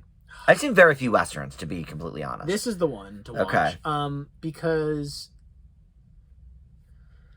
this movie and The Good, the Bad, and the Ugly are good for somewhat similar reasons. The Good, the Bad, and the Ugly is 3 hours, or at least close to that, more than 2.5, and this one's like 1 hour and 40 minutes. Okay. But The Good, the Bad, and the Ugly would easily be on this list, like high on this list, for its strengths. But its weaknesses is its pacing. Okay. Because it also tacks on this Civil War element. in the movie that takes up a bunch of time where it's just like, why don't we just focus on these amazing characters? Right. Okay. And it's like, it bogs it down for me big time the last time I saw it. Maybe if I rewatch, I'll revise my opinion. You could easily make this list, honestly, upon another rewatch. But Fistful of Dollars is just tried and true Western, really good villain, really good intrigue, sort of playing both sides, double agent, hidden motive of Clint Eastwood. It's basically two families rivaling against each other in this town. Classic Western motif. With no law. There's no sheriff, there's no police at all. It's just two families that are very powerful, have a lot of men. One thing I need to mention, though, is that this is a shameless ripoff of Yojimbo, which is a samurai film made by Akira Kurosawa 3 years prior. Okay. And Clint Eastwood made his career on the back of this movie. Of course he did. This is like very, very early, if not Clint Eastwood's like first thing. Yeah, I mean, I think that's the first kind of stuff he's known for. 1964. Yeah, early. So, okay. But anyway, I do think this movie, I do like this movie better than Yojimbo, though. But I'm not kidding. Plot point, like, as you're watching it is the same movie. Wow, interesting. The only difference is it's samurai instead of gunslingers. Yeah. Okay. And there is a gunslinger in Yojimbo, but almost, like, shot for shot, almost the same. Really? It's wow. Crazy how similar it is. But, of course, at the time, nobody knew because we didn't have the internet. Yeah. Akira Kurosawa is, like, he created the archetypes for what it's kind of like the Shakespeare. It's kind of funny, yeah. Yeah, he's brilliant. Okay. But, yeah. It might not sound like this should be number 52 for me, but this is very classic. I grew up with all three of those movies. We watched them a lot when I was a kid. Clint Eastwood is so cool in this movie.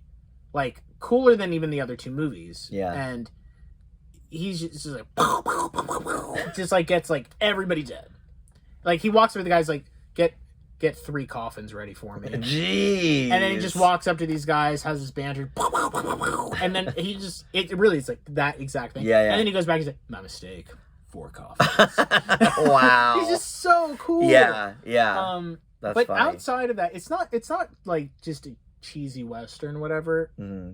There is a serious plot, and it's really tense. Like, you're in suspense of, oh my gosh, is he gonna like get away from this type of scenario? And the ingenuity and wit of his stuff. He's not just cool, he's smart, and he is on a level playing field with just having a gun against like many, many other people. Right. And he balances his, he's not the most moral guy, but like he kind of, check it out. Okay. Very to me, it is like the Western movie, sort of. Okay. All right, here comes the last 51. Yeah, until we take a break. Okay. Night of the Living Dead. Okay. So obviously this is the original 60s. 1968. 68, okay. Black and white. People love it. Have you seen it? No, I think I saw Return of the Living Dead because it was on TV one time when I was younger. But I've never seen Night of the Living Dead. I actually just saw this somewhat recently, like a few months ago. Oh, okay. It's a masterpiece. Yeah. Truly. I guess so. Romero, right? Yes. Yeah. And if I'm being totally honest, if a movie is black and white, that is a disadvantage. Really? In terms of like me liking it. Like, I would prefer things in color. Okay. And if a movie's foreign, it also is like a slight knock usually, because I prefer it. I prefer it to be in English usually, if me as well. All things equal. Yeah. So, but despite it being old and whatever, this movie is excellent. You do love horror. Yeah, and it's not scary, like, for me today. Like, it's not scary at all. Right. But it's so well written. The characters and the scenario, and it created all the sort of tropes of zombies. Right. Not all of them, like brain eating isn't in it, but them eating human flesh, them being the living dead, boarding up the house. Oh yeah, that's a staple. This is all that's a staple. This is having to hit them in their head to kill them. This is all from this one movie. Right. Did all this. This is the first zombie movie. Okay, is that right? The only movie before this that's a zombie movie is a movie called Zombie, not spelled correctly. That's like about like voodoo or something like that. Oh, interesting. That's not even a real zombie. This is like the beginning of zombies. No kidding. This deserves a lot of credit for its creativity and its legacy. But even if you ignore the creativity and legacy, this is a great movie. Well, it's interesting that you say that it has good characters, because usually we don't associate Mm-hmm. horror movies with actual character development or good characters or anything like that. Yeah. So that's intriguing to hear. And one of the leads is a black male, and at the time, Rare in the 60s. yeah, it was actually one of the earliest black lead roles in cinema. I would believe that. Yeah. So that opened the door for that for the future, which is great. Yeah. Wow. Yeah. And yeah, this movie's solid. I didn't expect to really like it that much, honestly, because I thought it would just be kind of good for the time. Right. But no, it's good. Wow. Today. It is good in 2022. That's really cool. It holds up.